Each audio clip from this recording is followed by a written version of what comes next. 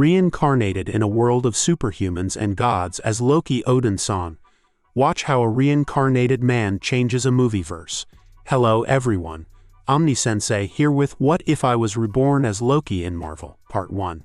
If you enjoy this content, please smash the like button. If you haven't already, please subscribe to the channel. Don't forget to check out the original story linked in the description. I hope you enjoy listening to it. I thought I was lucky when I was born. When I grew up, my parents found out I had an eidetic memory. Of course, for the most part, one didn't know what it meant. The concept of forgetting things was utterly foreign to me. As I aged, I saw how my peers were utterly slow in remembering things from singles pages, and I got the gist of it. Of course, even though I had a perfect memory, it didn't mean that my brain processing power was far behind. This may have caused me to obtain a minor superiority complex, and my progress compared to others in school didn't help. Although I didn't shove my arrogance in people's faces, I was far too smart to show my disdain for people in the open. I still thought of them as below me. As I skipped grades and expanded on my education, I got an unwelcome and unlucky surprise. I had a terminal illness and wouldn't live for more than 5 years. I was 13 at the time and already in university. A normal person would sulk, gain acceptance, or try and enjoy the last few years of their life. Unfortunately, my pride wouldn't accept that a genius like myself could die so easily, so I thrust my entire being into my studies to graduate and find a cure. Unfortunately, by the time I graduated, I was already bedridden and could do nothing but be bitter about my poor fate. I didn't have the finances to research the disease I had, and it was too rare to get proper data, so I had to accept my fate. In my final year, I mostly spent it reading fictional books and watching movies, as I for the first time had time to indulge in it and wanted to spend my last living moments at least enjoying myself. As I watch movies such as the Avengers or DC movies, I couldn't help but be bitter at all the potential of being born in such a world. Unfortunately, I was fated to die in a mediocre world with a mediocre death. As I lay there on the verge of death, I can't help but feel scared for my awaited fate. For someone who prided themselves in knowing a lot, the mystery of death was frightening. I never was a religious person, so I didn't put any faith in that, and when I was younger, I thought I would find a way to make myself eternal to not have to worry about the events after death. When I took my last breath, I expected oblivion, hell, or maybe even heaven if I was lucky. What I got was a giant blue monster staring at me. Is this supposed to be my son? It looked at me with disgust and moved over to a woman who was cowering. We are at war with the Aesir, and I was given a weak heir. He is barely the size of average frost giant babies. Guards dispose of the mother and abandon the babe to see if it can survive and be welcomed home. After a little bit of contemplation, I figured I was reborn with all my memories. I wanted to shout for joy and then remembered the blue creature's words. I was scared that death would be my fate so soon after I was given another chance to prosper. My vision had already stopped being blurry by then, and I could follow things with my eyes, which was my only information. The place I found myself was a wasteland with a dour structure. Fortunately, I wasn't killed, only abandoned and placed in a temple. A few months passed and I found out that I was reincarnated as a frost giant, and not just anyone, the son of Loki, the king of the frost giants. The source of my information was the guard who was ordered to dispose of me and my new mother.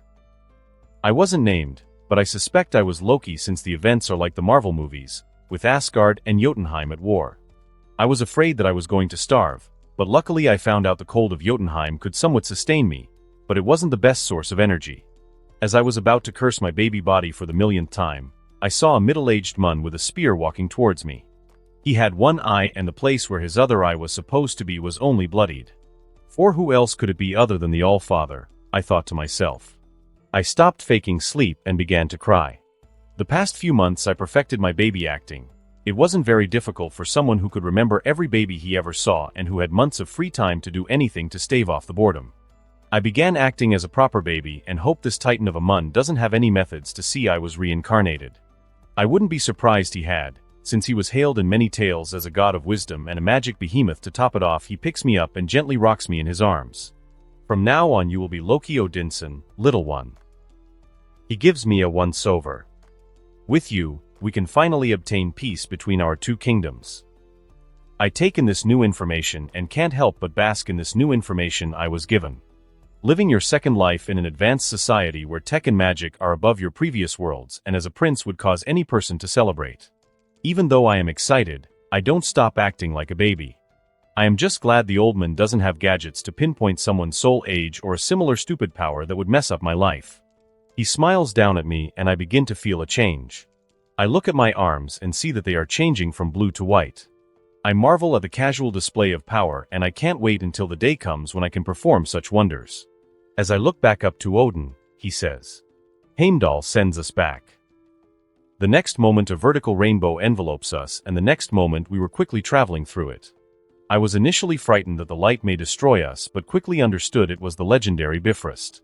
The whole scene changed and as I looked around, I couldn't help but marvel at the beauty that was Asgard. It was an architect's wet dream and even something normal people could gawk at. I don't have enough time to enjoy the aesthetics when Odin suddenly teleports us. I subtly admire my surroundings and find myself in a palace. If the view from the Rainbow Bridge was amazing, then the palace could be considered as nothing less than godly. He finds a private room and I see another baby lying in an advanced cot. "There you go, rest with your new brother while I sort things out with Frigga." He deposits me in the cot. "I will have servants come to feed you soon." I find it weird that he is talking with what he perceives as a baby, but I don't mind, as it gives me information. Servants soon come and feed me until I am satisfied as I lie next to what can only be Thor, the future god of thunder, or at least that is what normal people will perceive him as. Odin's POV. The last 20 years since the war against Loki have been peaceful. Not only have I secured the casket of ancient winters, but also a method of bringing a stable peace between Asgard and Jotunheim. As I think about the small boy of Loki, I can't help but smile. My original goal was for him to grow bonds in Asgard and come to see it as a home for when it will be time for him to reclaim Jotunheim so that he will bring forth a steady alliance between our two kingdoms. That plan, however, worked too great and I will not look forward to it when he leaves, for he has grown a special place in the hearts of myself, Frigga and Thor. The difference between Loki and Thor is like night and day. From their appearance, personality, and talent. Where Loki sports midnight black hair and emerald green eyes, Thor has blonde locks with blue eyes. Where Loki is intelligent, sly, playful, and mischievous, Thor is a bit arrogant, although kind-hearted and a bit of a musclehead, much to my disappointment. You would expect that these two would never get along, but the two are as thick as thieves. When we first got tutors to teach him the normal education of children, I didn't expect much since my personal bias was that frost giants were not the most intellectual species, but Loki took to his studies like a fish to water. It was almost frightening to witness his intellect at work and I was a bit afraid he would succumb to the same problem as Thor and become arrogant, but when I warned him about this, his words to me were, "An arrogant person considers themselves perfect. That is the chief harm of arrogance. It would stop me from bettering myself and make me remain stagnant," he said to me.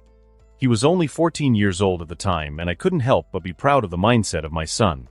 Where Thor's passion was fighting and drinking, Loki's lies in magic. When I placed the two siblings in Frigga's care to teach them magic, I hadn't expected him to be so enamored with the art. He truly just threw away any stereotypes of frost giants. I wouldn't be surprised if he was in his original form and people would still doubt he is one. Thor didn't have much talent in magic and it also didn't help that he viewed magic only as cheap tricks and not very honorable. I had thought Loki wouldn't be much of a warrior since his passion lay in magic, but he took to warrior training well. Even though he didn't have Thor's talent in fighting, he still had above-average talent and with that and hard work, he poured himself into his training, going through learning weapons with the same ferocity as his studies, but he still prefers knives and spears. Loki POV. It has been years since my rebirth. I was initially afraid that someone would find out I was reincarnated, but that fear has long since vanished. When I was reborn, I knew I had a second chance at life and I spent a while thinking about what I wanted to achieve in my new life. I know I can't truly rule Asgard since I am a Jotun, and I don't see myself trying to rule Jotunheim because it is too much of a wasteland with uncultured people. Sure, they have superhuman strength, speed, and longevity, but have nothing else of value. Their shitty culture is too deeply ingrained for me to change and I won't live in a world that is more backwards than even Midgard at this time. So I devised myself a simple but fulfilling goal and that was to be great and enjoy myself. When I made up my mind, I took to my studies with fervor. I studied everything from history, warfare, biology, physics, and every subject I was taught. I prided myself on being a polymath in my previous life and wasn't willing to stop being one if I had a choice. After all, one of the most common sayings is knowledge is power. My life wasn't overly interesting until I became 7 years old. My mother decided to begin teaching Thor and me magic. I knew I would want to study magic from the beginning, but I didn't know I would love it so much. Sure, I study a lot, but the truth is I hate studying, and the only reason I do it is that I want to be the best and find satisfaction in what I can do with the knowledge. But with magic, I love reading up on everything about the subject. Thor, though, after learning the basics decided to quit, which, in my opinion, was stupid, but I am not going to complain since he already has his unfair strength that is even above normal Asgardians, and I don't like people being better than me even if he is my sibling, though I didn't hate him because of that but was slightly envious, but nothing beyond that. This did allow me to study alone with my mother, which increased my progress as well as let me spend time with my mother. In the few years I have known her, she has grown on me. I honestly couldn't believe someone could be so loving. I first thought that she was acting but realized some people are just generally kind-hearted and she is one of those people.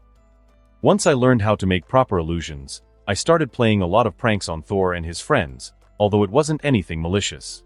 I originally only wanted to try something my namesake was famous for, but quickly came to realize it is an amusing activity to partake in, and something I quickly came to love was causing a bit of mischief here and there. I guess my soul must have been a bit influenced by the original Loki, or I was simply a suppressed prankster.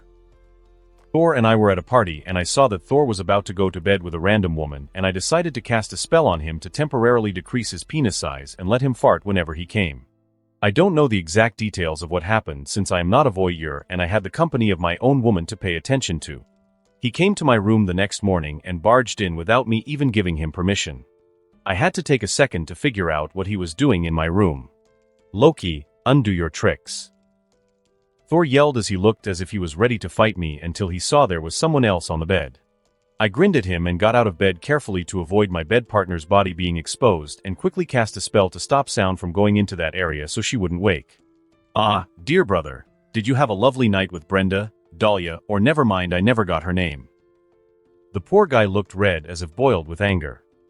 I am not in the mood for your games, and for your information, her name was Hilda. I lifted my hands in the air as a show of surrender and gave a faux bow. Did you like my gift? I just wanted your evening to be better. I removed the spell. My blessings are officially removed, ungrateful swine. You bastard, I can't show my face to Hilda again lest I die of embarrassment. If you weren't my brother, I would have bashed your head in already. I had to suppress my laugh at his dismayed expression. I am beginning to think I am a bit of a sadist. You don't mean that, and I guess I owe you an apology. I assume a thinking pose. 20 long years on this planet is clearly not for either of our psyches, so let's go to Alfheim. I overheard one of the guards say that a decennial tournament with all sorts of events is going to happen in a year, and I always wanted to leave Asgard to explore the other realms. I'll forgive you this one since the offer is so enticing, but you will have to convince Father yourself. He said, yes, leave it to me. Now if you would kindly leave, I have a loving woman to rejoin. He just huffed and turned to leave, but not before I kicked him, so he was launched out of the room. And remember to knock next time, or that kick will be harder.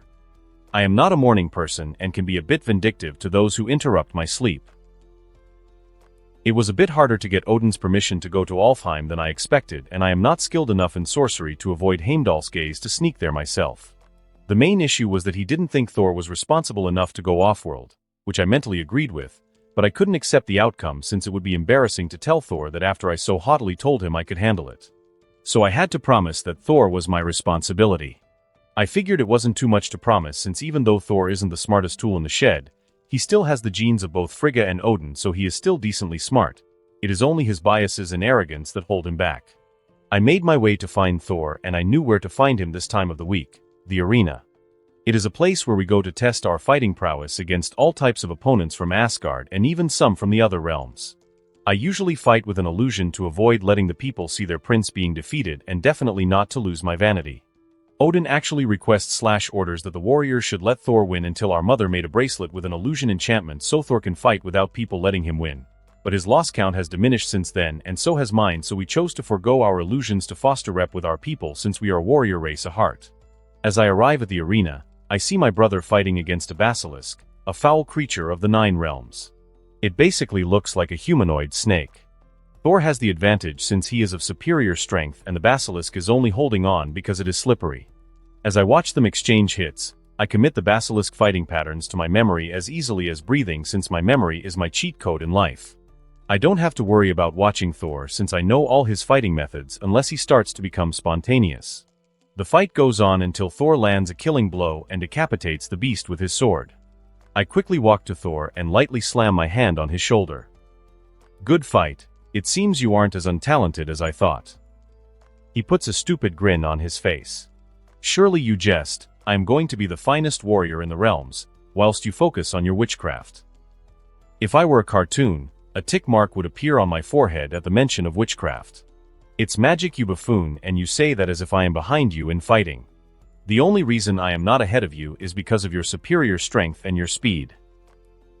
His strength is superior to mine and his speed is the same as mine, which is bullshit since I work on my physique more. In a fight, the odds of winning between us are 50-50 because I know all his moves and can predict them as if I had a Sharingan. But that is without magic, because if we were to fight with magic, I could literally turn invisible and stab him, etc. It will be harder to beat him when he gets Mjolnir and is able to use his lightning powers.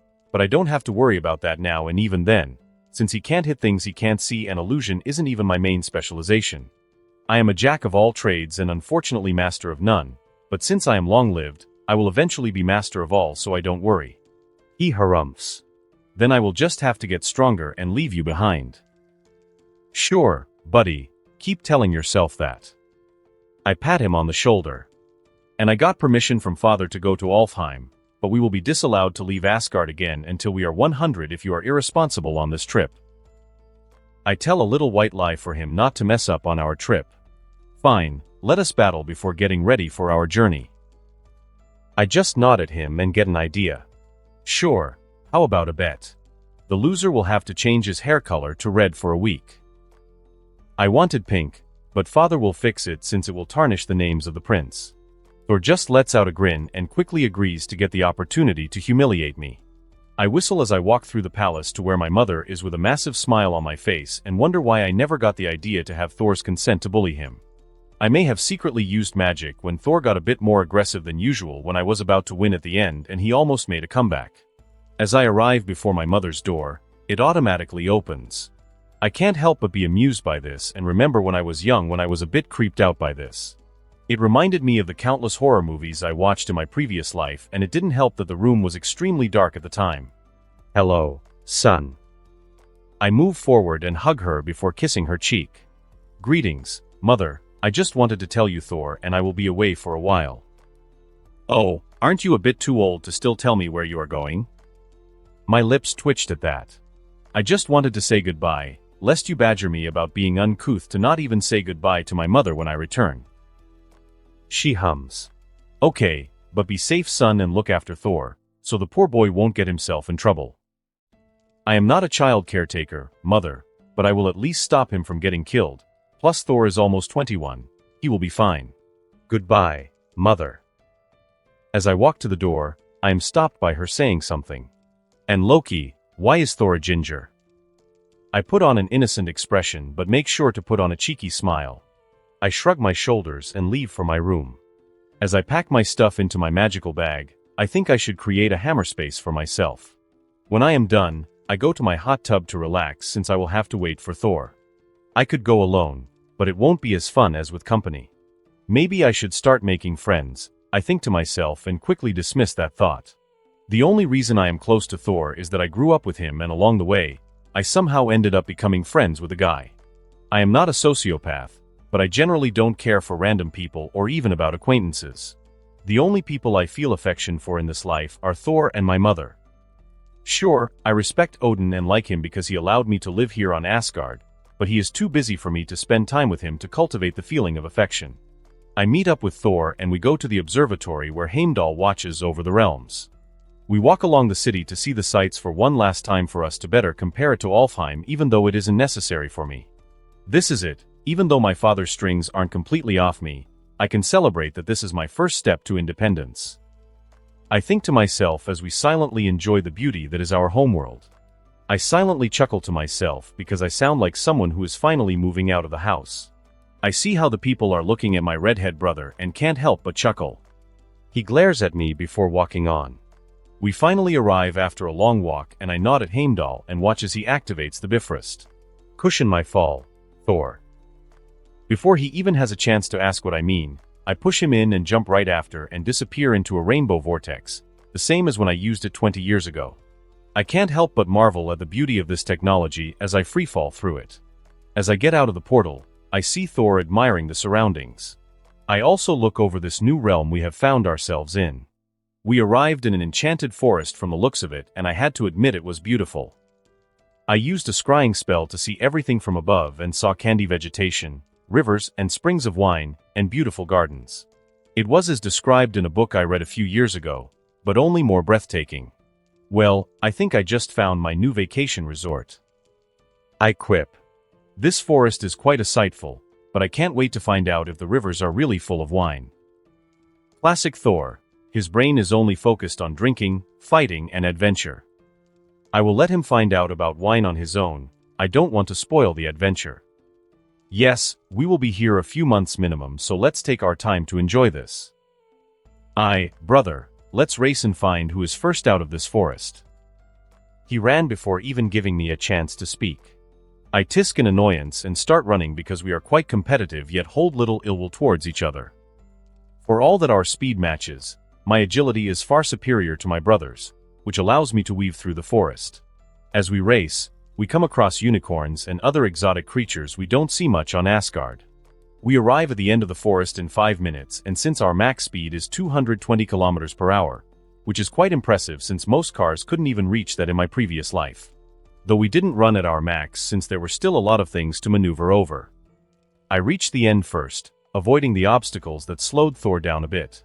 Brother, I think your statement was right earlier. This is truly the perfect vacation spot.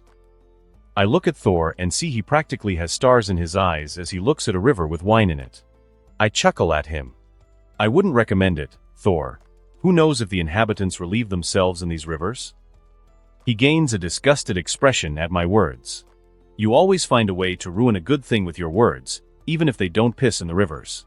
I doubt I would want to drink out of it unless I lose my memories of your words. He says. Really? I need someone to practice my mind magic on, and you need to gain a defense. It would be embarrassing to find out my dear brother has been enthralled. It's a win-win situation. Not that he can offer a lot of practice since he doesn't have a mental defense to block me out unless you count willpower, which wouldn't offer much if I used my better spells on his mind. Nonsense, none can impregnate my mind for I am mighty. I look at him as if he is a fool and shake my head. Never mind, plus I just wanted to warn you from drinking random wine unless you purify it. I shake my head. Let's move and go to the capital. We began to move towards the capital, with me knowing the direction since I read it on a map before starting our journey and the scrying spell I used earlier. As we go on our trek, we cross all sorts of elves, ice elves, spice elves, and more. We finally arrived at the entrance of the city and we were accosted by an elf who wore prominent clothes, which only a noble or wealthy merchant would be able to afford. Greetings, princes of Asgard, the Allfather has warned us of your arrival. I was irritated by this but continued to listen. Come, we have to meet the queen. I had to actively conceal my annoyance. Odin transforming our adventure into a diplomatic arrangement put a dent in my good mood, but I could do nothing but play along. I can understand why we need to speak to their queen since two princes suddenly being in your realm is something you need to know, but it doesn't mean I have to like it. Lead the way. Thor says, ignorant about my mood change. We began to follow the elf yet to be named towards the palace of the queen. While we walk, I admire the surroundings and watch as elves practice their archery and some wood elves traverse a small forest with impressive agility. We quickly arrive, as our walking speed is twice that of humans. As we enter the palace, I see a petite woman sitting on a throne. She had white skin and white hair and the usual pointy ears of her race. Overall she was a beauty. Unfortunately, I am quite irritated that she summoned me when I only wanted to have fun so I couldn't fully appreciate her looks. This was Queen Elsa, the leader of the Light Elves of Alfheim. Your Highness. I gave a bow, though not a submissive one that her subjects would, but one that will at least pass as respectful. I am Loki Odinson and this is my brother Thor Odinson. Welcome to Alfheim, princes of Asgard. I hope you will enjoy your stay. She says in that melodic voice of hers that could easily cause the downfall of lesser men. Fortunately, as Thor would say, I am mighty. I have heard from your father that you will stay for the decennial games. It would be a joyous occasion seeing what you would bring to the events. Please don't let me take up your time. I will have servants preparing your room. The months passed and I spent some time practicing archery, and the other times I spent in hedonism or by exploring Alfheim. I can say I am fairly good at archery at this point because my talent is learning stuff. I am not as good as the best elves, but I rarely miss any more, which I count as a win. Nothing major has happened so far on this trip unless you count the second night, when Thor stole a lock of the queen's hair. I pretended as if he didn't exist the following days because it was too embarrassing to be associated with a hair thief. I also subtly flirted with the queen because if she is going to force us to stay in her castle, then I am at least going to get something out of her, and her on all fours seems like a worthy compensation. I like to think Thor stealing her hair was him getting her back for forcing us to stay here, but if I know my brother, that definitely wasn't the reason. The guy is too kind-hearted for petty revenge like that. The night started well. The queen and I were drinking wine after dining in the evening. My brother was who knows where. We started with small talk, then devolved to light flirting, and several minutes later we ended in her room with me sitting on her bed with her on my lap making out with me. I explored her back seeking to find any sensitive points on her back that I can exploit later or in the future. We dueled tongues for a while before she pulled back, breathing heavily and giving me a coy smile. You're quite the naughty boy, Loki, desiring someone far older than you and a queen to boot, she says before moving her lips to my neck. Age is just a number, love, and I always thought I would at least be 100 before betting a queen. I quickly pull her and throw her on the bed and dissolve my clothes with nothing but a thought as she does the same. She eyed my form and I did the same to her. She had cute pert breasts and her pink nipples were hard, showing that she was aroused. I towered over her 5 feet 5 inches with my 6 feet 4 inches, and my loins twitched to the image of her being at my mercy. By the morning I had her in a lot of positions and deposited my seed into her more than a few times. I didn't bother to cast spells to stop the seed from taking, since I don't mind breeding someone if they are sufficiently powerful enough, but I doubt Elsa wouldn't cast a spell to stop impregnation. I lie there with her on my chest and can't help but smile to myself. It is months after my acquisition of the queen and the time I used to lessen my more hedonistic tendencies and focus on more productive work, such as convincing the queen to let me in the library. It took quite some time, but I managed to convince her. That's why at the moment I am reading a book about light magic while Elsa is busy cuddling by my side. I am truly astounded by her neediness, but it appears being queen is so stressful. It was why she so easily surrendered to my charm, and it is not like she can easily find comfort in one of her own people. Her subjects won't respect her if she sleeps with them unless she is into femdom, but I doubt that, seeing as how our nights are going. Compared to the library on Asgard, their library doesn't have the quantity or quality, but they have more books about light magic, plant magic, and surprisingly sex magic.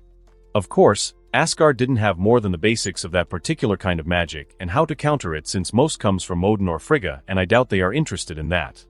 Even though the Aesir are more prejudiced against magic, Odin isn't such a fool to ignore magic, and if Odin and I have anything in common, it is our desire to always be the best. That is the only reason I can see why Asgard has so many books about magic. So far I have only read a few hundred books here, which is about a sixth of the content in the library, and in Asgard I also have only read about a sixth of the books. That just explains the difference in quantity between the two nations.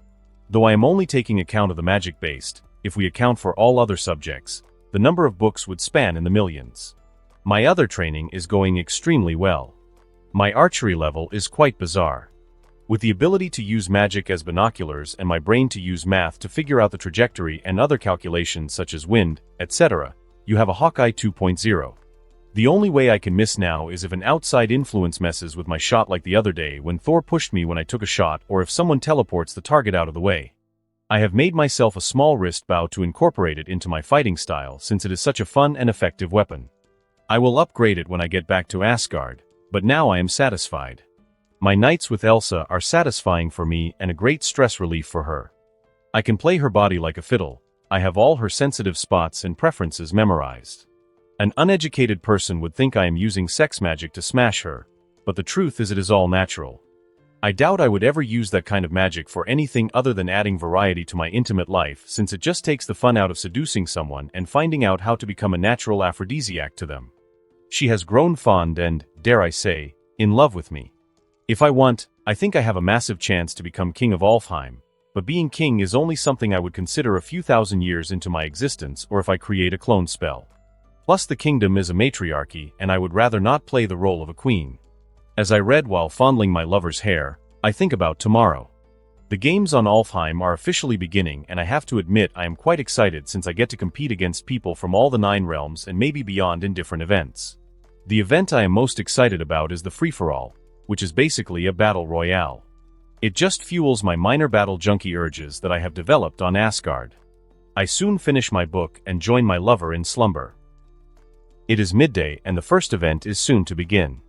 The first event will be an underwater race, which will allow fighting to happen, and since I know I can't compete with most aquatic species, I decided to move to the pavilion where the audience sits. As I wonder how they will let us be able to view the event, a light sizzles into existence in front of us. As it takes the form of a 3D screen, I sigh in nostalgia of it, reminding me of a TV, something I quite enjoyed viewing in my previous life. The screen is created by combining illusion and scrying spells to let us be able to view the event, I figured as I sat down and watched as the screen shifted to an underwater setting. The match starts as I watch as all sorts of aquatic creatures race, such as mermaids, water elves, etc. As I see them start to fight while racing, I am truly glad in my decision not to participate in this match. Sure, maybe I could race underwater, but my combat capabilities would be severely limited, and as I watched a mermaid be injured and forced to forfeit, I knew I made the right decision. The person who won was a water spirit, and I had to admit the first stage was entertaining. Watching people viciously fighting to win was highly entertaining, and I had to wonder again if I was a sadist, first with pranks and now with people getting beaten down. The games progress as I watch certain games, such as the maze where the participants had to navigate to get a treasure that they would keep. Participating in archery and shooting moving targets, which I almost won if it weren't for one elf who probably practiced the bow for centuries. I go to find Thor since the next event would be something both of us would be participating in. It would be a standard 1v1 elimination battle until someone wins. As I move to where Thor was chatting up a few brutes, I greet him. Ready for the next event, brother? I will try not to beat you too badly.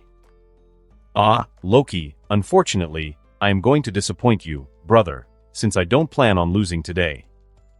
Oh, we shall see. I moved to the arena and began to see my opponent ready for me. He was a wood elf, so I presumed he was at least proficient in controlling wood or nature.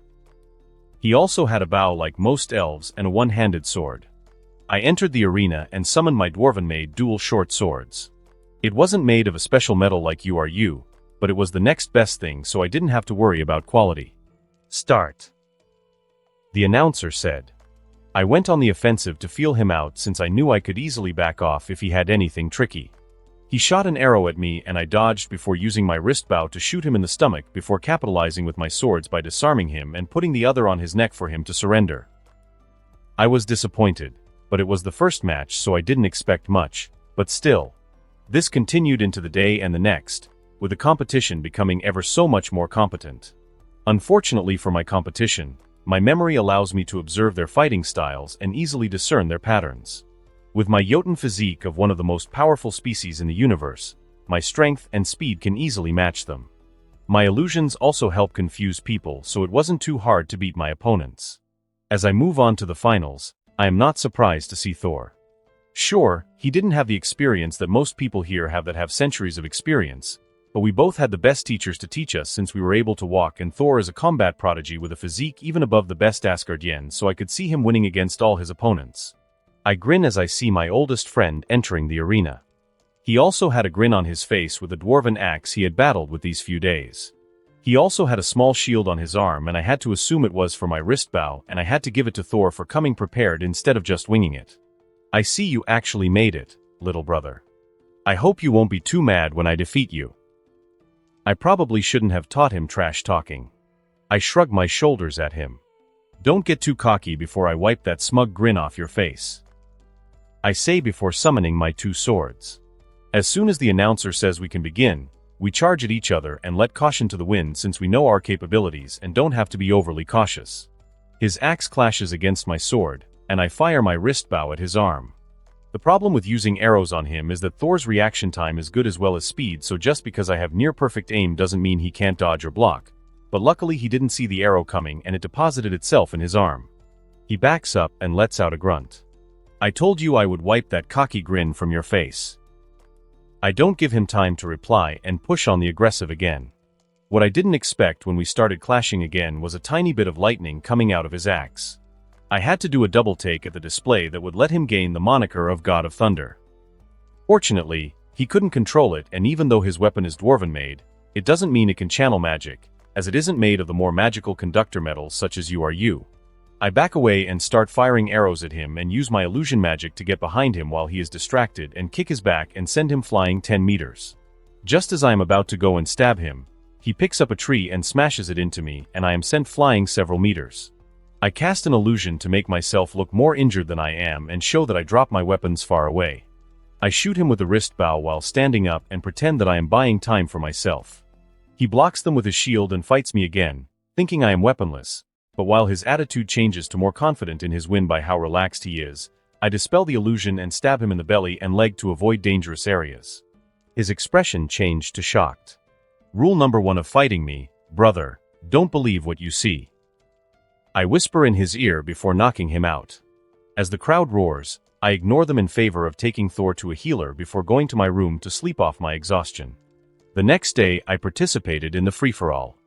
We were thrown into the forest and had to fight until all but one was defeated in 4 hours, or the survivors would be put into a limited area to fight there if they hadn't finished before the time was up. The magic users were the most annoying, but fortunately, most of them didn't have the average strength of their race, and the people with above-average strength didn't have a defense against magic.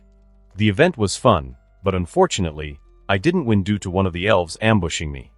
I collect my prize money and spend the next few days with Elsa, exploring or reading the magic books. After a few days, Thor and I made our way back to Asgard, him fully regenerated. He was upset I stabbed him so sneakily, but as I said to him, all is fair in love and war. Damn, I love stealing cool quotes from people in my previous life. The last century has been productive.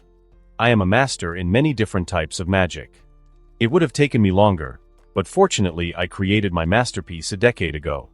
The masterpiece I am referring to is a cloning spell. The spell lets me be able to get the clone's memories after dispelling or splitting my consciousness into the clone so I can control the bodies simultaneously. The number of clones I can make depends on my magic power, and there are other factors at hand like physical abilities and if the clone will use magic, which increases the cost of making them. I mostly use the clones now to do all my studying, which increases my free time, which means Thor is dragging me off on more of his adventures, not that I don't like it since it is quite fun. One adventure a few decades ago on Midgard caused the creation of Norse mythology. Now the people of Scandinavia call me god of chaos and magic, which isn't completely accurate since we aren't technically gods, just an advanced long-lived species, but who am I to deny their worshipping of me because compared to them we are technically gods? Of course, magic wasn't my only subject of study and I progressed leaps and bounds in the science area. From the movies, you would think Asgard is less advanced than Earth because they use swords and other medieval weapons, but that is not the case. We are decades, if not centuries, ahead of my old world. The only reason people use medieval weapons is because Asgardians are a warrior race that believes that other forms of combat are cowardly, etc. I move towards the room next to my chambers and enter. Welcome to the danger room, sir. My AI oracle responds. What mode should the room designate? Frost Giant's wave should be fine for now, oracle. Of course, sir. The room changes to icy and the blue creatures begin to come after me. I equip my swords and begin to slaughter the creatures without my magic. That is how I spend my day testing the limits of my physical abilities and combat experience, and I have to say I am not satisfied. Sure, I am at the upper echelon of strength, speed, and durability compared to ordinary Asgardians, but I am not satisfied with that. As I sit and brood, I get the brilliant idea to create a super serum that could work on me to put me above peak Asgardian level.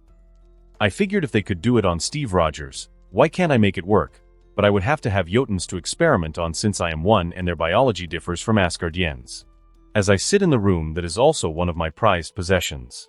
It is a simulation room that I created a few years back to gain fighting experience against all sorts of creatures in groups or to refine my skills.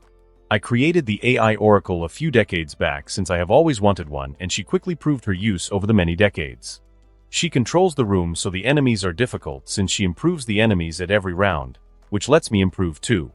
I put my swords in my hammer space and use one of my secret paths to Jotunheim. Being seen would be detrimental to my goals, so I just used an invisibility spell and quickly knocked a few ice giants out. When I made my way back to Asgard, Instead of going to my room, I headed to a cave underground several kilometers away from the main city. I have built it over the years for my more secretive projects. There are runes all over the place so even Heimdall can't see and will only see an empty, normal cave. I put the frost giants in the dungeons and one by one I began experimenting on them.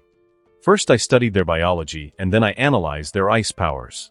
Over the next few years, I and a few clones work on a serum that would push me above the peak Jotun levels. Normal people would see what I do as inhumane and horrifying, but in my eyes, anything that isn't mine is not of importance, including the lives of others. Sure, I won't randomly kill people, but if it comes to my goals, I would without remorse.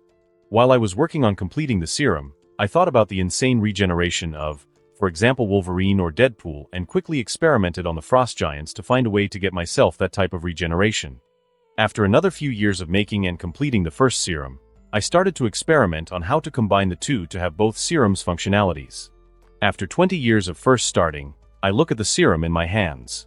With this, I will be above Jotun level in strength, durability, speed, and regeneration. I will have the closest thing to an immortal body since my lifespan has increased indefinitely and I can even survive if my head is cut. As I stared at my magnum opus, I released the most satisfying smile. Sure, I can still be killed, but it would be hard. I want to inject it immediately, but even though I am 99% sure it won't mess up since I tested it on a few other frost giants before killing them. I use one of the few time spells I have to see into the future a month ahead and see myself fine. Once my confirmation is done, I inject it and proceed with the procedure. I wake up 3 weeks later feeling better than I ever have in my life. It was such a rush that I could feel myself almost get addicted to the rush of power. After finishing basking in my power rush, I started to test to see if everything was fine, and luckily it was. I moved to the built-in hot spring and start to relax in it. The last 20 years have been a pain in my butt, but so worth it. Sure, I didn't spend all my time in my lab and took breaks, but it was arguably the busiest I have ever been. After I am done, I move to the palace, and I am immediately met by my mother. I move to her and kiss her on the cheek. "Hello, Mother, I hope you didn't miss me too much." "Son, you have been away for longer than usual." I was starting to get worried. I couldn't help it. I met a few insatiable maidens and they couldn't get enough of me these few weeks. I easily lied to her. Sure, it might be a selfish move to lie to her, but it is better than saying I have finished my work of experimenting on a race. She looks at me disapprovingly. I don't think you are doing yourself any favors with Lady Elsa."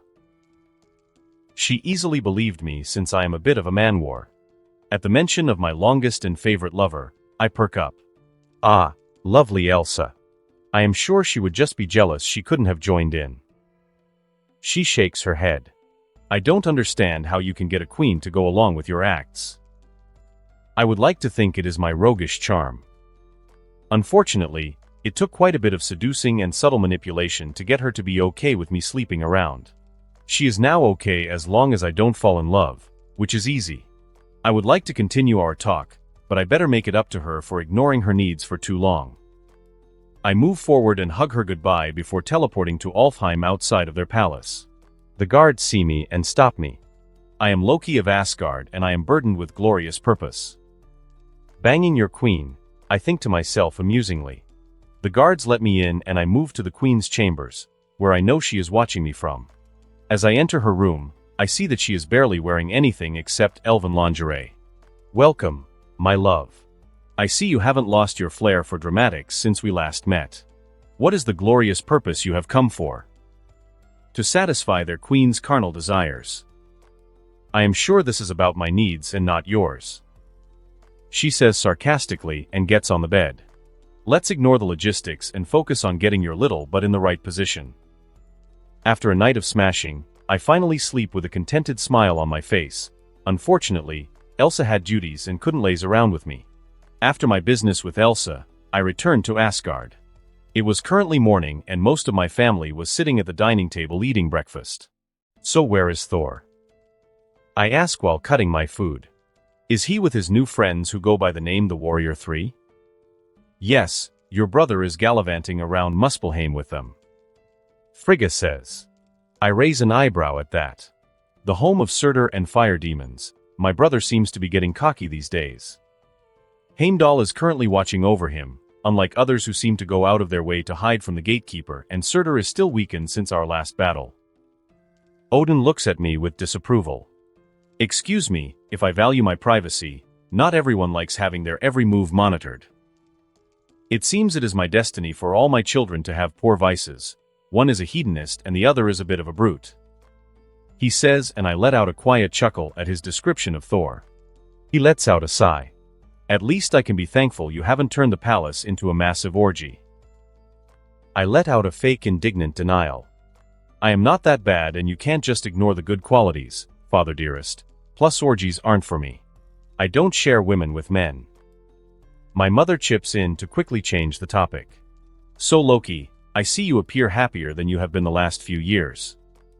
Well, I completed my latest project and now I have so much free time I could cry, and afterwards I met a few maidens who wanted to keep me company, so my mood at the moment is quite blissful. And how are you going to spend your free time? Odin asks. Not sure at the moment. I was thinking about expanding my skills in blacksmithing and forging, since I want to create my own weapon like Mjolnir. Why not just have me ask the dwarfs to create it? He asks me, clearly interested. Because it wouldn't be as satisfying as wielding your own creation. And you forget to mention the part where you don't like the fact that someone can do something better than you. That is why you don't just want to ask the dwarfs. Odin says, amused. You should be less competitive, Loki. Thankfully, you don't take it too far. Damn, it's like I am an open book around here. Of course, I make sure to hide my darker tendencies, such as apathy to everyone except a few and my willingness to do a lot of things people would consider immoral for my goals or happiness. We make small talk amongst ourselves for a while before I depart and teleport to Heimdall. I nod to him and say, Heimdall, take me to an area near Thor. He nods and activates the Bifrost. As you wish, my prince. As I move through the Bifrost, I end up at Muspelheim. It looks rocky and fiery. It could easily be compared to a volcano. Heimdall landed me a bit of distance away from Thor and his party. I move in their direction, but not before getting a pair of gauntlets out of my hammer space and equipping them. Thor is currently with the Warrior 3 and Lady Sif fighting against ordinary fire demons. As I see one going to attack Sif from behind, I shoot it in the head with my wrist bow. As she looks up at me, I only wink before front flipping from a mountain I am currently on. She snarls at me and I have trouble keeping my amusement clear. She has somewhat of a crush on Thor and is either too shy or afraid to try and advance their relationship, and I sometimes make fun of her for it, and she thinks I have a superiority complex, which I can't deny since look at me. I have a massive variety of positive traits like my intelligence, brawn, looks, etc. I forget about her for a second before getting into the battle and beginning smashing them with my dwarven gauntlets. They don't stand a chance as their number keeps getting more and more. I just keep expertly hitting and dodging them. The most useful magic against these creatures would be ice magic, but that is the one magic I would not use unless it is important, and since these monsters barely qualify for me using magic, I won't even use it against them if I don't have to. I am not afraid of using ice magic because I hate being a frost giant or something as stupid as that, but so that Odin won't know I know what I am. I move towards Thor and ask while still fighting. Is there a reason you're here, maybe to find something? Thor smashes a fire demon away with Mjolnir. No, we are only here to do battle. I feel amusement at his answer but can't fault him for it. In Asgard, everyone is taught to love battles and adventure. We continue to fight for a while before I see a fire dragon approaching. I am caught between excitement and apprehension when I see it. Meanwhile, Thor next to me is looking like a drug addict finally getting his supply after abstaining for a while. I sigh before getting into a battle stance and summoning my swords from my hammer space. As I know a fire dragon is a dangerous beast, I get ready to use my magic. At least I will be able to get something out of it. If I subdue this creature or keep its corpse in stasis, I can study the biology of the dragon as well as magic and create myself a pet dragon if I want. Or a better idea, I can create a device/artifact that can let me change into more advanced creatures that I wouldn't be able to use with ordinary shapeshifting. My idea of ripping off Ben 10 is interrupted by Thor summoning lightning at creatures who only get briefly stunned. I immediately capitalize on its stunned state and send light bolts in its direction. My water magic isn't really effective in this area since it would just turn to steam, so I use the other types of magic. Afterwards, I send darkness spheres towards its open mouth as it prepares to send its fire breaths in our direction. Thor isn't idle while I attack the beast with magic and smash it with his hammer while summoning lightning. While Thor and I gangbang the dragon, his friends are fighting the fire demons around us. I transfigure the rocks on the ground into a giant sword and stab through its maw. It takes us a few minutes to defeat the monster, me transfiguring the environment into weapons and sending it towards the dragon and Thor with his lightning attacks and hammer. I put the dead dragon in stasis before putting it in my hammer space. I am interrupted by Thor. "What are you doing with the beast, brother?" I look up at him. "I am keeping it as a trophy." Thor looks at me. "You can't take my kill as your trophy." I look at him incredulously and do a double take to make sure I heard correctly. "Excuse me, Weather Boy, do you not see the massive sword going through its chest?" He looks sheepish. "Well, I helped do 50% of the damage, so I assisted. Does that not count for something?" "What you mean is you tried to kill Steel. What did I do to deserve such a shameless brother?" I shake my head at him. "Look out, brother, your fanboys are almost done. See you back in Asgard. Heimdall, send me back." As I made my way back to the palace from the observatory, I frowned at myself for giving myself more work. I cursed myself for getting the idea to make an artifact similar to the Omnitrix from Ben 10 and then wanted to kiss myself for creating the ability to make clones and dodge the work anyways. I spent a few hours relaxing at home before going to my secret base and depositing the dragon while creating a few clones to start working on researching the creature's DNA. I figured my clones had their work cut out for them, so I abandoned them to their tedious task and headed into the woods of Asgard to the artificial hot spring I created and decided to relax in it. The reason it's in the woods is that I want to admire the beautiful nature as I relax. I only added a few wards, such as detection and one so weak-minded people will ignore this section, and the rest to make the hot spring as comfortable as possible, also to disallow people without my permission to enter. The reason I only let weak-minded people ignore this place is that I want the strong-minded to admire my creation while not being able to enjoy it. It is for reasons such as these I am surprised I do not have the reputation as the asshole of Asgard. As I relax, the wards let in someone being in proximity to me. "You can come out. Come on, don't be shy," I exclaimed. I expected a lot of different types of people to step out from the trees, but I couldn't hide my surprise at who I found. Lady Sif, this is certainly a surprise. I stared at the raven-haired beauty that is in love with my brother. "Prince Loki, I just wish to give my thanks for saving my life today." I internally roll my eyes, already expecting her to say something related to honor or something similar. "Thor told me I would find you here, and I wanted to say if you need anything within my power, I would do it. My warrior pride wouldn't allow me otherwise." I groan at being right. Sure, I could use her favor, but she couldn't really be useful to me, and I don't understand people who would give such open-ended favors. I sigh at her foolishness before gesturing across from me. "Join me." Am I scummy for using a favor to get one of my brother's best friends to sleep with me? Yeah, but I am also technically teaching her not to do such stupid favors, and her pride wouldn't allow her to back out anyway, so I think it's a win-win. "My prince, I don't think this is appropriate," she says with an unsure expression. "Nonsense, and if you are afraid of someone watching, I will assure you no one is able to see us at the moment." She still looks unsure, but I know her pride won't allow her to back out. It doesn't take her long to disrobe and tremble walking towards the hot spring. I admire her naked athletic form, letting out a hum to show my appreciation. She steps into the water and sits across from me a few feet away. You say you would do me a favor for me within your capabilities. I don't need your strength, for I am the prince of a realm full of warriors, and I don't recall you knowing sorcery to benefit from that end." My expression changed to thoughtful. "It's a shame you're in love with my brother. I wouldn't mind having a beauty such as yourself for the night." As she is about to reply, I move forward and silence her with my lips. I feel her tense up, but as I use empathy magic, I feel emotions such as surprise, resignation, and surprisingly lust. It seems dear Sif isn't looking after her needs if she gets aroused from a scoundrel such as myself. I move my lips to her neck as she lets out a shaky moan. "Loki, we shouldn't do this." I move up at her flushed face and immediately know she is one of those girls who like their partner to take charge. Otherwise, she would be a whole lot more reluctant. Over the next few weeks, I sneakily visited her home and invited her to the hot spring to get my final fill of her before stopping our activities. After my dalliance with Sif, I returned to normal life.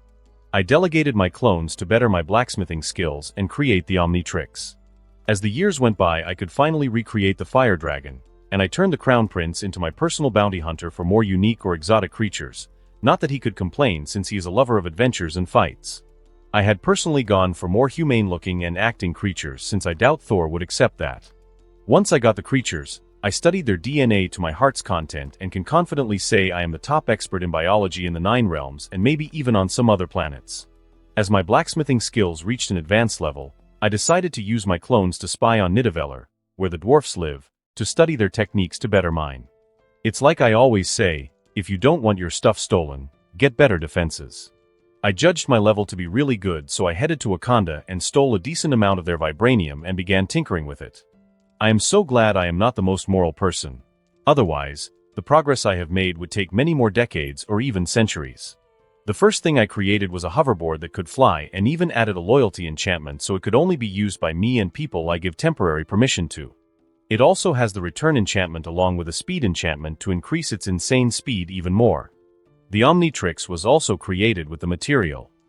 Sure, I can fly with magic, but it is shittier and requires concentration, whereas the board control is as easy as breathing. I still remember my previous life when they said they were creating a hoverboard and it just turned out to be a mini Segway. The species I have accumulated are Flurkin, cat tentacle monster, Skrull for their biological shapeshifting if my magic ever fails, Asgardian, different types of elves, etc. The Omnitrix is mostly technological, with the only magic being enchantments for loyalty so that only I am allowed to be able to use it and to increase the durability. The watch has advanced holograms and is basically an advanced smartwatch, being able to use most of the functions of computers. It is truly my masterpiece and greatest weapon. The color scheme is black and green, which are my favorite colors for attire. Of course, learning new things wasn't the only thing that has happened these few years since my fun week with Sif. Or when Sif and Thor became a couple.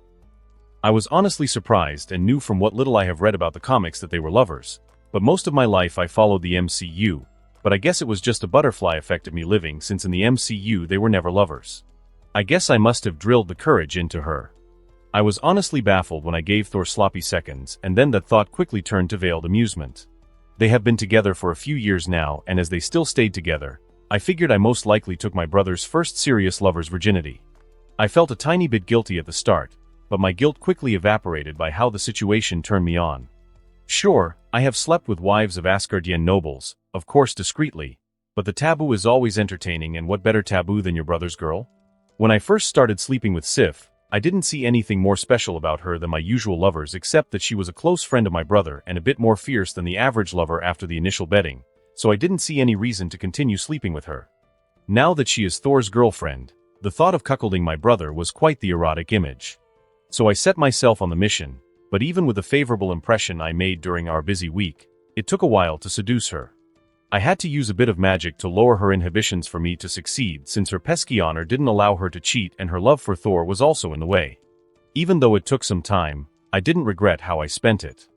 For every time Thor goes on his adventures and leaves Sif behind, I take the opportunity to sate my more taboo lust on her while giving my brother a green hat. This just proved how easy it is for someone to betray their loved ones. Luckily, I have long since had countermeasures against such actions being taken against me. Sure, I have affection for Elsa since years of companionship would force anyone except sociopaths to grow a bond, but that doesn't mean I won't take extra measures to ensure that she will remain faithful to me. My expertise in the study of the brain allowed me to add subconscious commands such as to remain faithful as well as decrease her jealousy. Sure, she accepted that I slept around before I changed her subconscious thoughts, but like most people, she wasn't exactly happy about it. She only allowed it because her want and need for me were more than her jealousy.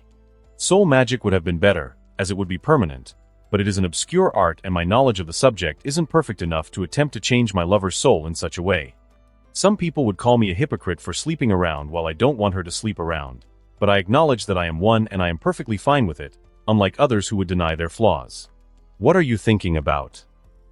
I look at the elven beauty that is currently using me as a lap pillow. Stroking her snowy hair, I hum as if in thought. Just the things I have done in the past few years. So about a lot of things, since what you can accomplish in a few years would take others 10 times longer. I adopted a superior grin. Stroke my ego more. She lightly scoffs. Please, if your ego expands even more, your head might just explode. My expression changed to a fake hurtful look. Oh, woe is me, to have my own lover bully me. I sure am a pitiful creature. I lean in to give my lover a kiss on the brow before gently stroking her hair and enjoying the relaxing moment. Are you going to adopt a lengthy project that can take years? She interrupts the quiet mood. I think about it for a moment. Nope, I have gotten a few new hobbies, and even if I did, it's mostly my identical siblings who do the work, and the only problem I have with them is that the memories give me minor headaches. I am actually jealous of you having such a useful spell, let alone creating it. Such a brilliant lover I have. Praise won't let me give it to you, darling. The only way is for me to put a bun in your oven or a ring on your finger. She pouts before replying. Fine, so what are these new hobbies that can stop you from forsaking your workaholic tendencies? I have started learning to play music, and I find drawing art to be quite relaxing. She raises an eyebrow. Is that all? No, I have started reading books that are meant for entertainment. I pause for a bit.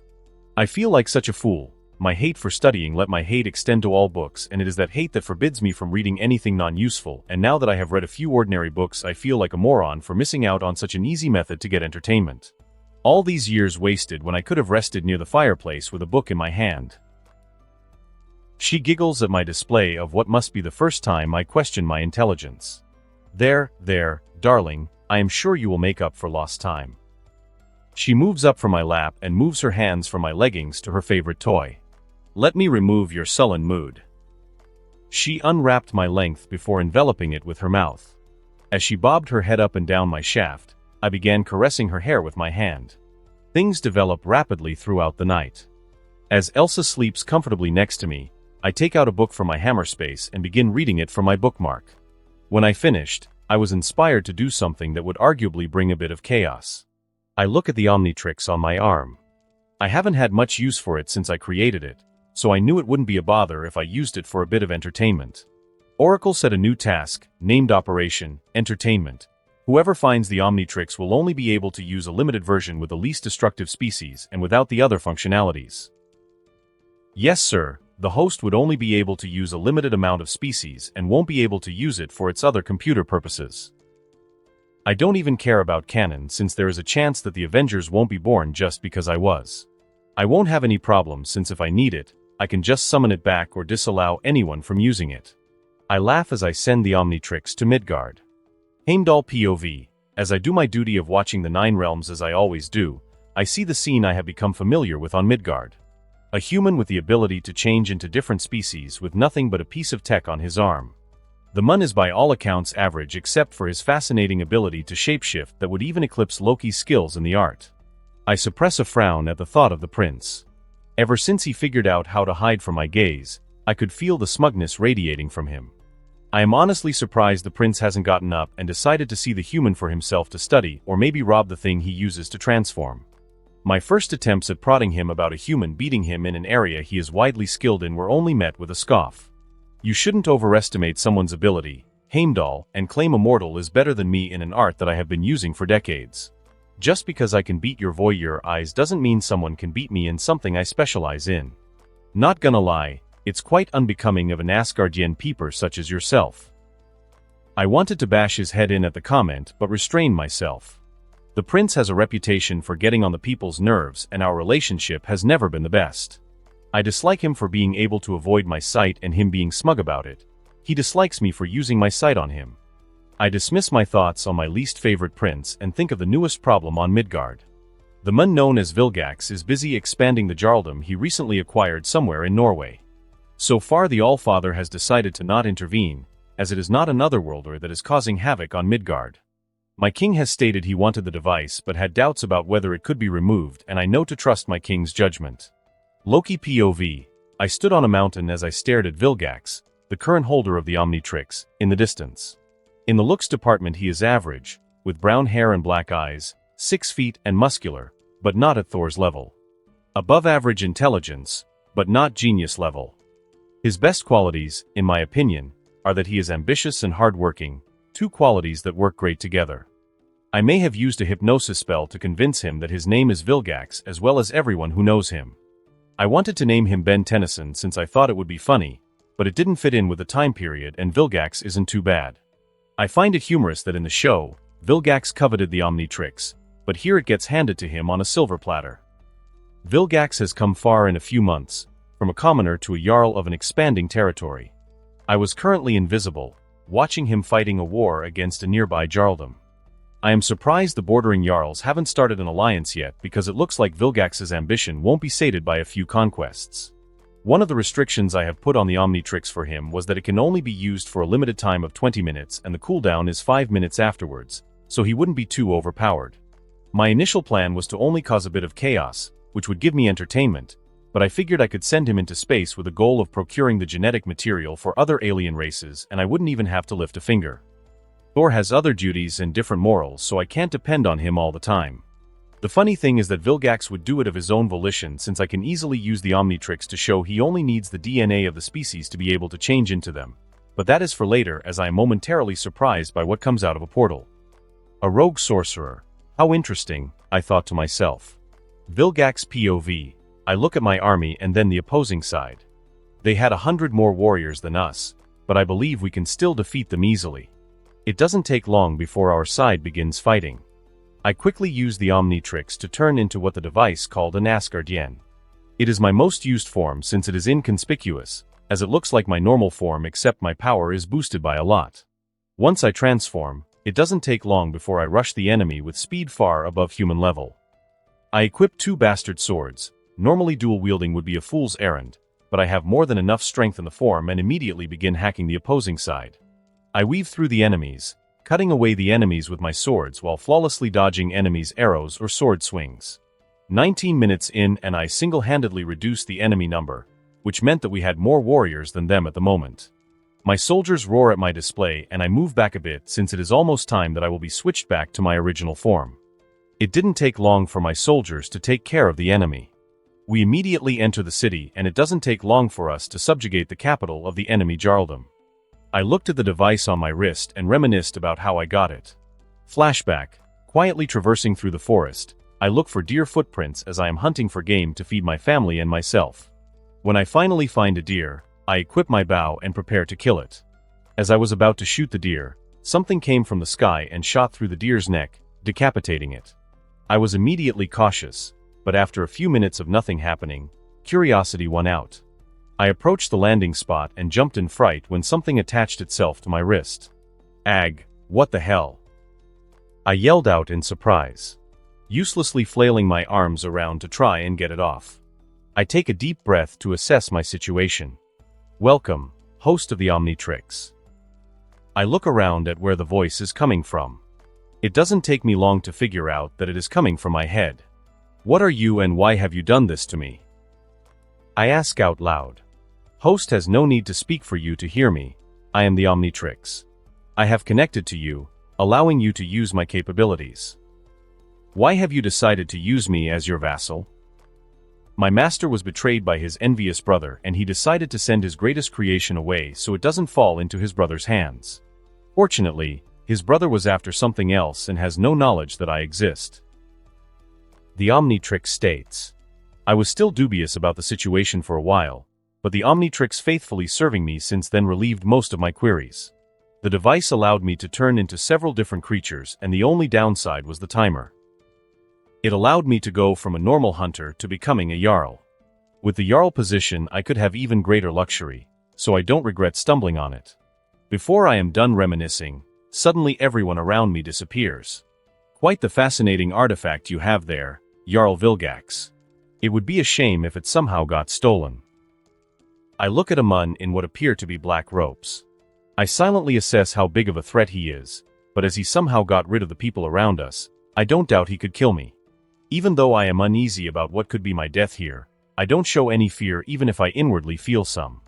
If you are here with ill intent, don't expect to take me without a fight. I said. His hands begin glowing orange and he somehow manages to form a spear. So you have chosen death, I say. Luckily 5 minutes have already passed so I can use the Omnitrix again. Just as I transform into an Asgardian wolf, he launches the spear at me. I quickly dodge before picking up a pillar with my jaws and throwing it in his direction. He uses his orange energy as a defense to block the pillar, but it is quite heavy so it breaks his defense, but he moves before it could move him. I move away towards him and intend to rip him to shreds. He blocks me with what I assume can only be magic, but I am quite strong so it doesn't delay me for long. He moves back and sends barrages of spears of magic at me. Some hit me, but fortunately, I am quite durable, but it doesn't mean it didn't lightly injure me. I kept looking for an opportunity to attack, but he is smart to stay back. Getting nowhere with someone who will only use ranged attacks, I transformed into a race that can manipulate metal. I immediately bombarded him with every type of metal around him. It seems he can't create a shield all around him, so I manipulated my sword and let it fly behind and embedded it in his back. I sigh in relief before moving to finish him. As I move to finish, he disappears and everyone appears again. Loki, as I look at the fight, I have to admit I am a bit disappointed in the sorcerer's skills, but I guess he wasn't high on the totem pole. Luckily I could teleport to my Omnitrix, otherwise I couldn't have gotten into the mirror dimension. I immediately kick Vilgax out before moving to the downed sorcerer. My hand moves to his head and I scoff at his non-existent mental defenses. Even Thor has better defenses since the lightning somewhat protects him. I look at his every memory to find out about the type of magic he uses as well as how he found out about the Omnitrix. Apparently, he just heard a rumor about an undefeatable Mun and spied on him from the mirror dimension. He has also been a sorcerer for only a few years and didn't have the time to collect a lot of knowledge. My disappointment is immeasurable and my day is ruined. Getting everything that is useful, I kill him before going back home. At least my champion is somewhat competent. All he needs is more experience, and then he can become my personal bounty hunter for unique specimens. After getting home, I took a bath to dismiss the wave of disappointment I attained from searching the sorcerer's memory. While relaxing in the bath, I thought about my plans regarding Vilgax. Even though he is ambitious and a bit power-hungry, I doubt he would abandon his family for them. Luckily, I have the perfect scapegoat if something were to happen to his family. Vilgax POV. I spent a few days in the city I subjugated. My thoughts were still on the mysterious magic user. It unnerved me that I didn't have any information about him and the Omnitrix has no clues either. After my brief stay, I traveled back home with most of my army, but what awaited me back home was a scene that would fuel my rage for many years to come. My beautiful wife and in-laws are dead, impaled through the heart. I wanted to cry, but then I saw the message their killer left me and my grievous heartache gave way to a burning desire for righteous vengeance.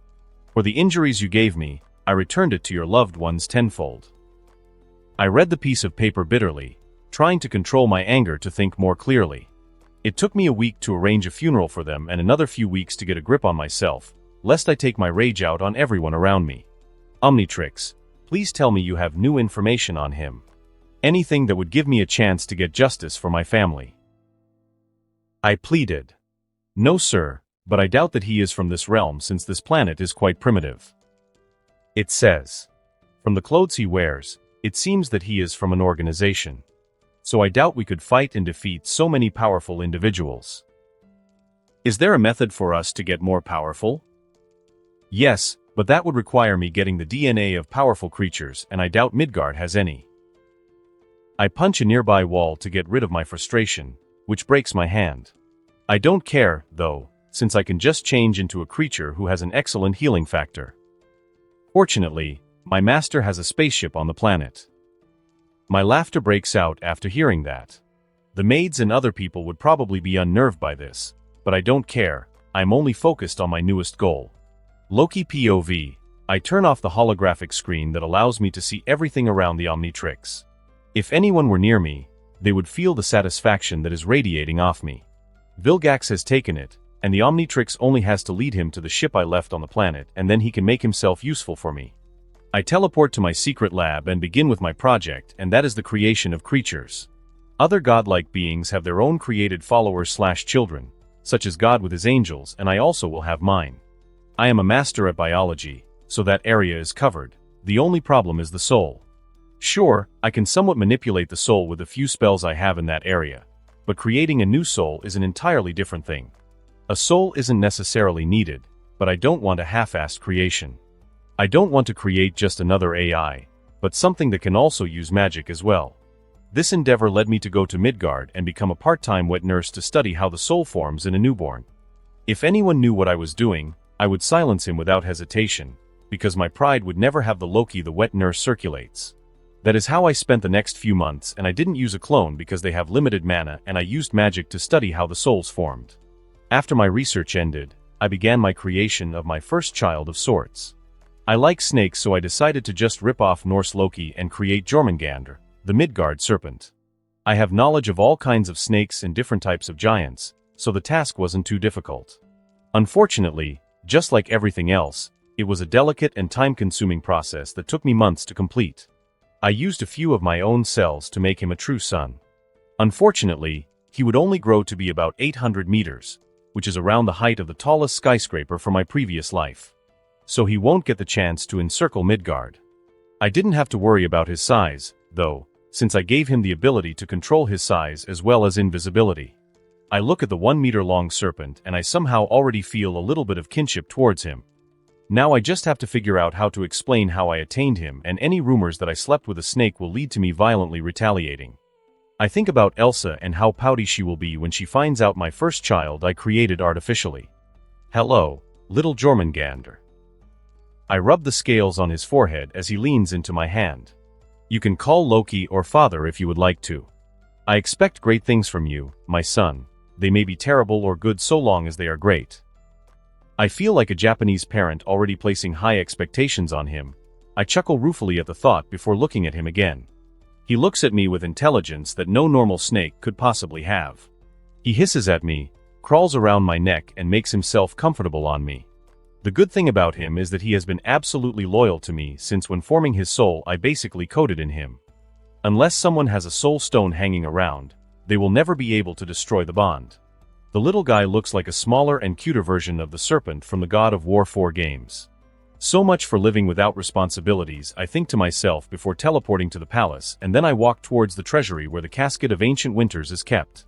Once Odin sees Jormungandr, he will assume that I sired him the normal way, and his Odin force would confirm Jormungandr is of my blood, which will let him assume that I questioned how a child of mine came out like this. Which led me to study my own DNA compared to other Asgardians. I know how he thinks. I have known him for a few years short of 200. So it is time to show him that I know that I am a Jotun. I am going to make a show of it, since even though I don't care that I am a Frost Jotun and appreciate being adopted, if I easily forgive him, it would be suspicious since he knows I don't forgive or forget. Even if he didn't find it suspicious, I won't show forgiveness since that will show that he can lie to me without repercussions in the future. I arrived before the casket without the guards knowing since I was invisible, but not without gaining the Allfather's notice, since he himself warded the place so that he knows when people enter. I move forward and touch it and look towards my hands as it turns blue. Jormungandr, still on my shoulder, begins to hiss, and I look in the direction he hisses at. You know, I expected my year to go entirely differently. I always thought of myself to be smarter than everyone else and thought myself undeceivable. Only to find myself outplayed by you, Allfather. Congratulations, for you have deceived the deceiver. Odin seems to have aged as I finish my words. My son, I never meant for you to find out this. I only meant to protect you from the truth. Liar. I am sure if it was up to you, I would never have known. I look at him. If someone were to see my face at the moment, they would only see pure hatred.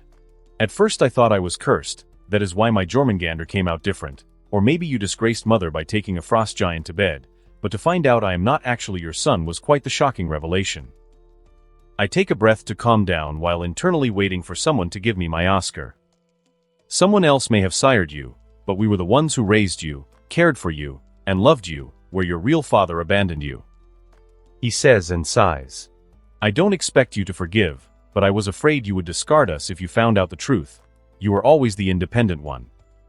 I hesitate and act vulnerable. Who is my father and why me, not the thousands of other frost giant babes? Laufey and I took you in because you were but an innocent child. No. You took me for a purpose. What was it? Tell me. I thought we could unite our kingdoms one day. Bring about an alliance, bring about permanent peace, through you. I start to maniacally laugh. You are kidding, right? And now what is the next step since your plan has failed so spectacularly? Discard me, strip me of my status as prince and throw me on some wasteland or maybe something more permanent to keep me quiet. Do you think so little of me that I would harm you? My love for you was anything but fabricated. If there is anything you can trust, it is that.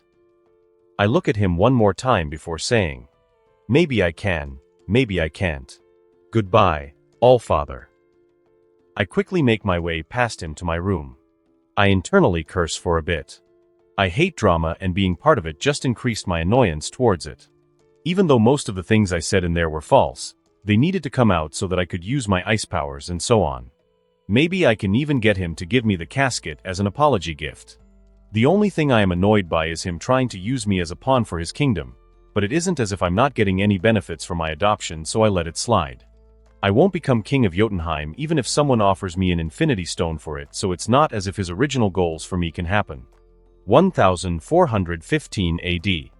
After my discussion with Odin, it took a while for things to get normal between us. It was something I expected, since both of us wouldn't know how to really interact with each other after such a conversation, and would lead to our relationship turning awkward. Our tenseness with each other led to the whole household being awkward. Luckily it didn't last long, otherwise I would have taken a several-year vacation to some planet.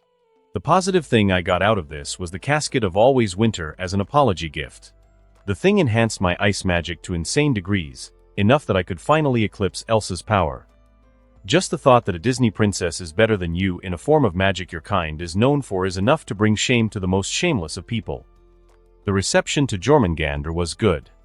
Frigga was just happy she had a grandchild, and Thor loves snakes, and I didn't stab him as the original Loki did, so his love for them hasn't diminished. The Asgardians just think he is someone that likes using magic to transform into a giant snake, since he had taken the shape of a normal Asgardian a few times, and I am not going to correct them. My son has managed to grow to the height of 822 meters and spends a lot of his time in the seas of Midgard or the lakes of Asgard.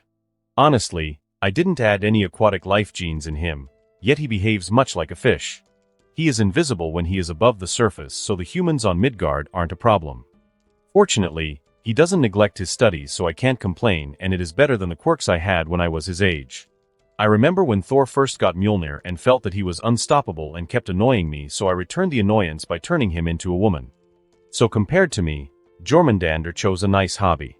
Elsa, my lover, was a bit jealous that my first child didn't pop out of her, and she doesn't know he didn't pop out of another woman either. I could have told people that I created him with nothing but science and magic, but that would give people an idea of my capabilities, since creating life and a soul is extremely difficult and not a lot of people can do it. I don't want people to know I know soul magic, since that would make them want to get a defense against it if they are going to fight me, and a lot of people find the manipulation of the soul a taboo. Even though Elsa has been with me for a while, it doesn't mean that I fully trust her. I don't even trust my family wholeheartedly. My bounty hunter unfortunately died, but he at least lived a few centuries. He could never get revenge on the people who murdered his family. Truly a tragic story, I think to myself, completely ignoring the fact that I was the one who did his family in. He did a good job getting samples from across the universe, but when he heard about the Mad Titan, he wanted to get his samples. Their fight was so big that it was mentioned in a few history books. It was probably the biggest challenge Thanos faced, but he ultimately won, not gaining any permanent injury. My champion sadly bit off more than he could chew and died. At least I got intelligence on Thanos' capabilities in case he tries some of his universe balance nonsense. Even though the Omnitrix is quite a versatile weapon, it didn't have the lethality to kill the Titan. The only reason Vilgax was alive for so long is that I let the Omnitrix turn his original form into an Asgardian, so he can't complain in the afterlife about me only bringing negativity into his life. The samples of the beings that Vilgax had were quite a time-consuming, so I just delegated it to my oracle or my clones. I dismiss my depressing thoughts and begin to focus on the task I am currently busy with. I could have done this a while ago, but it wasn't needed, and over the years I may have become a bit of a lazy bastard since I got so used to sending clones to do things for me. The reason they aren't doing this is because this task is special and intimate. So I want the honor of doing it myself. The task is creating a weapon worthy for me.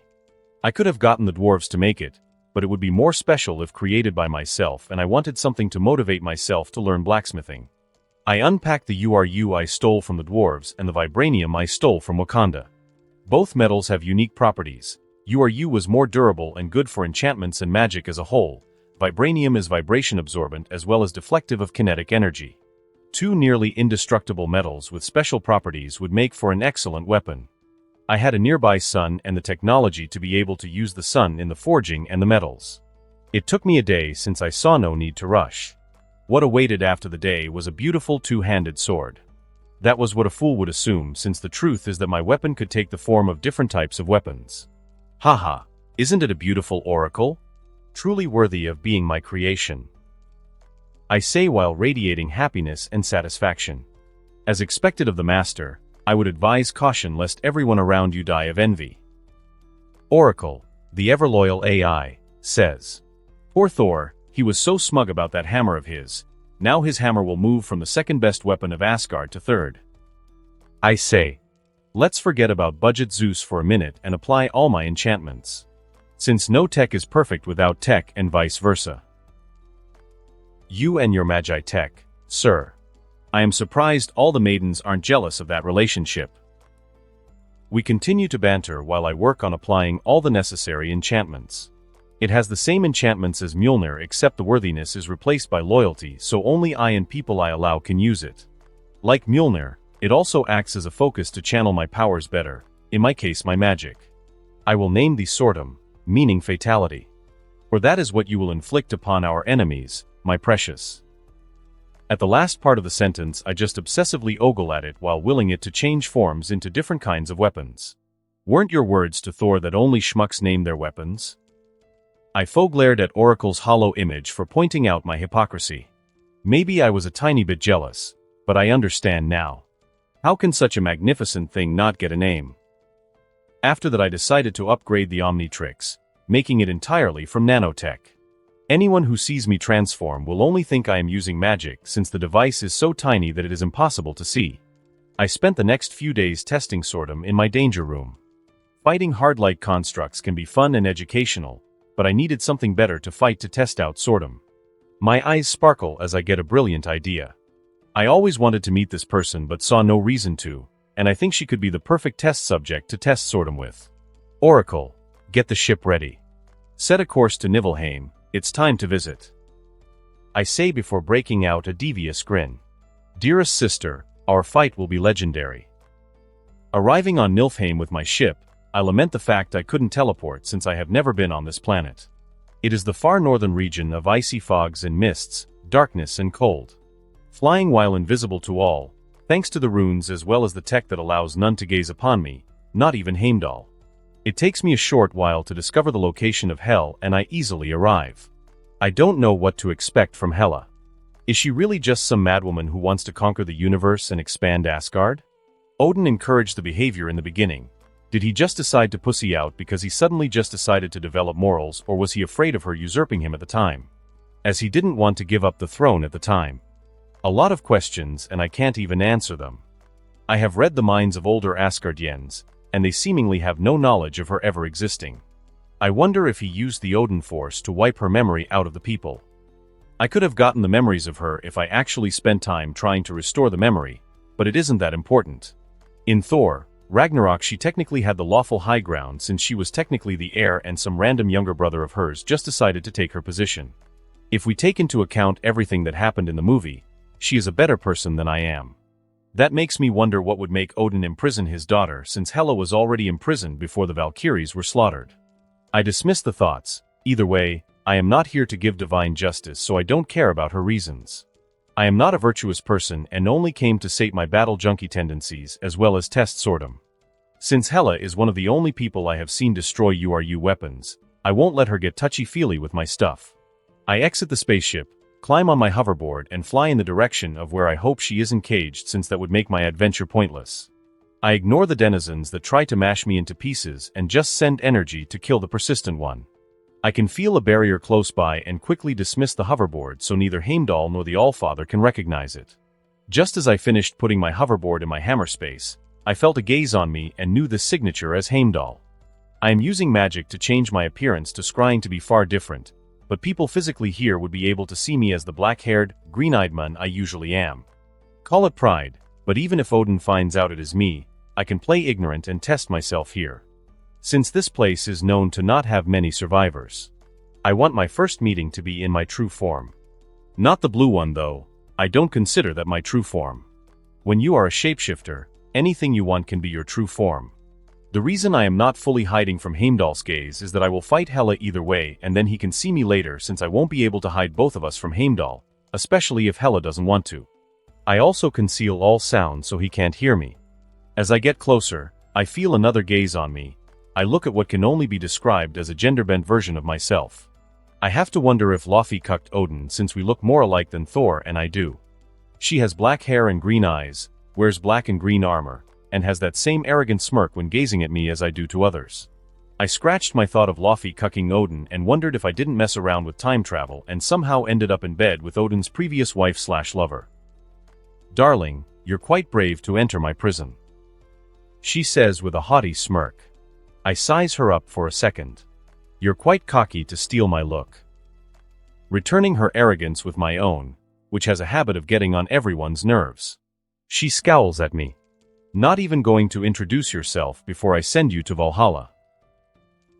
I am Loki of Asgard and currently wondering if I impregnated someone. Her scowls deepen even more at the word Asgard. "Never mind, I didn't impregnate your mother. My children would never be so quick to anger." Absolute bullshit because I have killed people for less. I just want to irritate her even more and people tend not to react well if you mention banging their mom. She stands up from her uncomfortable throne she has. She manifests a sword and sends it flying at me at breakneck speed. I easily evade it. "Damn, that's fast, though I am surprised you aren't sending any minions first. I figured you were one of those types." I say as I get sword'em out in the shape of a spear. "What part of prisoner don't you understand, you annoying ant? If I could, I wouldn't even waste a glance on you," she says before sending more necroswords in my direction, which I deflect with my sword'em or dodge. "Damn, quite hurtful, you're going to make daddy cry," I say before blinking and teleporting closer to her. Necrotic magic is quite useful against people with an insane healing factor and it just so happens Hela specializes in the art. Truly a worthy enemy, I thought before we started clashing weapons. She takes a step back and materializes more weapons and sends more of them in my direction. I curse for ripping off Gilgamesh in my head, before materializing a shield that blocks her weapons. I don't want to use too much magic in the beginning since I want to see how good I am with just sword'em without magic. I blink and teleport next to me and she pre-aims her necrosword in my direction. I easily deflect it with sword'em before instantly retaliating by clashing blades again. She stopped shooting her weapons at me as I fought her with a spear while she used a sword. We go at it for 5 minutes. I use my prodigious memory to learn her fighting style, but even then I only have a slight advantage. We have around the same speed, strength, and durability. She has millennia of experience as the executioner of Asgard, though luckily I don't fall behind in the skills area. She backs away as we both realize fighting only with our physical abilities is futile. "I have got to give it to you, I have never found myself challenged like this," I say with a bloodthirsty smile, hardly exhausted since I am mighty. "I guess my evaluation of you was wrong. Maybe you aren't an ant. Hela Odinson, heir of Asgard. I think you deserve to at least know by whose hands you will die today. Maybe I will even resurrect you as a pet. I think the world would know if the Allfather had a child." She looks positively confused by my words. "Plus, love, if you think my main specialization is in weapon combat, you're in for a rude awakening." She sends an arc of necrotic magic at me only to see it go through my form as the illusion dispels. Sword'em transforms into a hammer, and I hit her on the head with it, sending her flying several meters. Oh dear, I hope she isn't dead. I mutter before seeing an irate Hela launching herself in my direction, trying to cut me into pieces with her blade. I block her weapons as she sends a beam in my direction. I narrowly create a shield, but it barely holds as the necrotic beam hits her. She flips backwards to make some distance between us. The next thing, an area of effect blast destroys my poor illusion. I say as I hit her with sword'em, sending her sideways. "Are you ever not going to fall for that?" She stood up and looked at me with utter hatred. "Enough. You are beneath me. I am a god, you dull commoner, and I shall not be bullied by—" I increase my size as I am instantly upon her and lift and begin to smash her into the ground for a good 5 seconds. My smashing of her is interrupted by a necrosword embedded in my back. I grunt before dodging another one while kicking Hela, sending her meters away. She quickly collects herself as she sends a giant sword in my direction. I quickly shrink to the height of a foot. I salute the Omnitrix in my mind before sending Swordom flying, hitting her in the chest, most likely knocking the air out of her. As I think of transforming back into my actual height, she transfigures the ground as she sends it in my direction. I fly for a few meters but quickly stop the momentum. She doesn't let me get my bearings and embed a sword into my belly. I grunt and pull it out and move out of the way of another attack.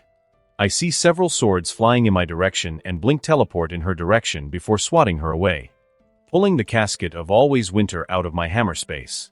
Her eyes widen as she recognizes what I am holding, freezing her entire lower body. That's why you don't over-specialize, love. See you next time. I slowly caress her cheeks and pull back as she breaks out of the ice. As I prepare to block or dodge, I am surprised she grabs me and locks lips with me. I am still on guard in case she gets stabby. I open my mouth and free my tongue to get access to her mouth.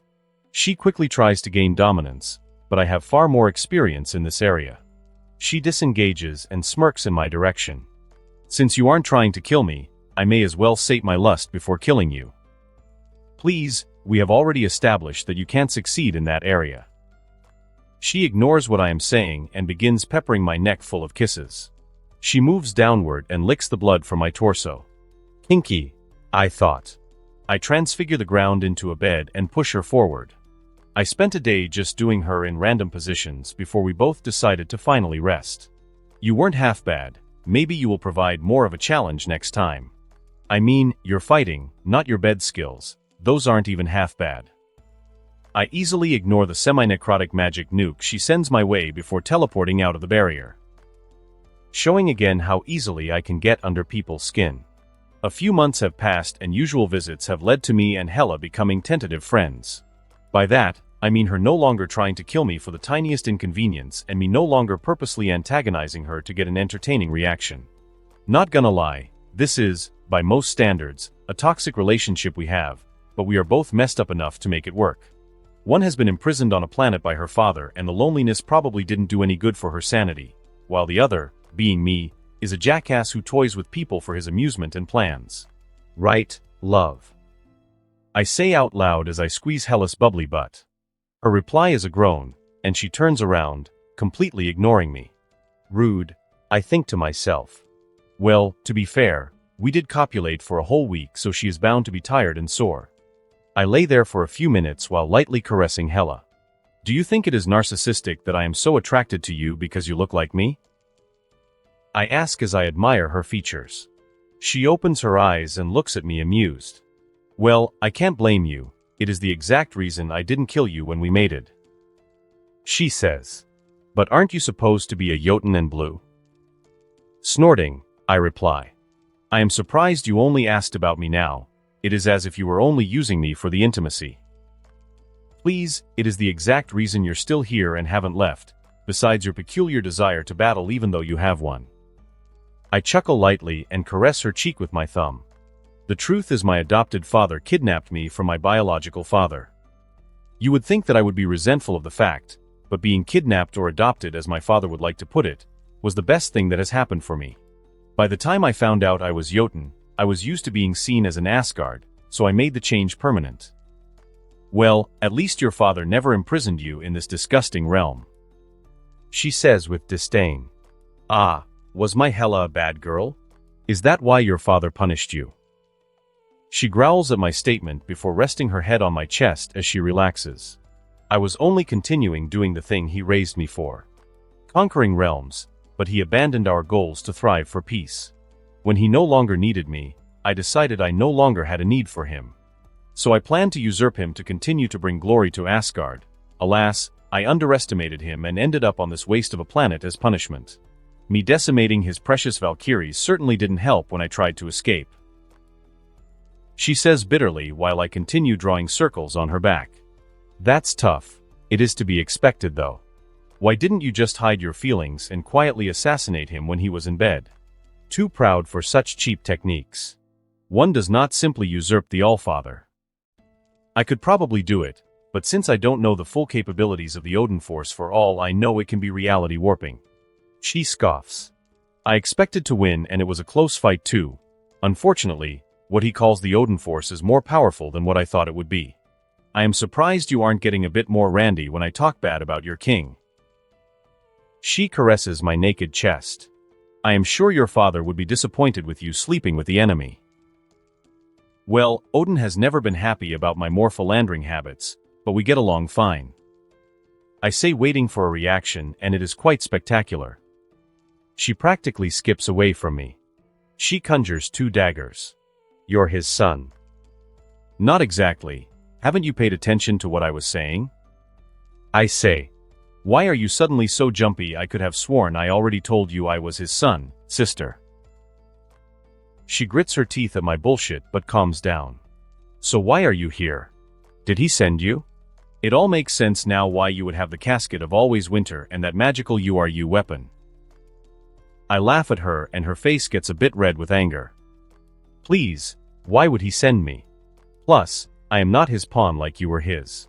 Unlike you, love, I am not someone who he can just send to do his dirty work. I am the god of chaos and chaos can't be shackled. So put the daggers away and let's talk like adults. She vanishes her blades. As much as I hate you right now, you are undeniably hot. What is the term you used again? Hate. I will drive my hate for you away, and if you ever call me sister again, I will stab you. Don't think our conversation about Odin is over. A toxic relationship is definitely the right term to describe what we have, but I don't care.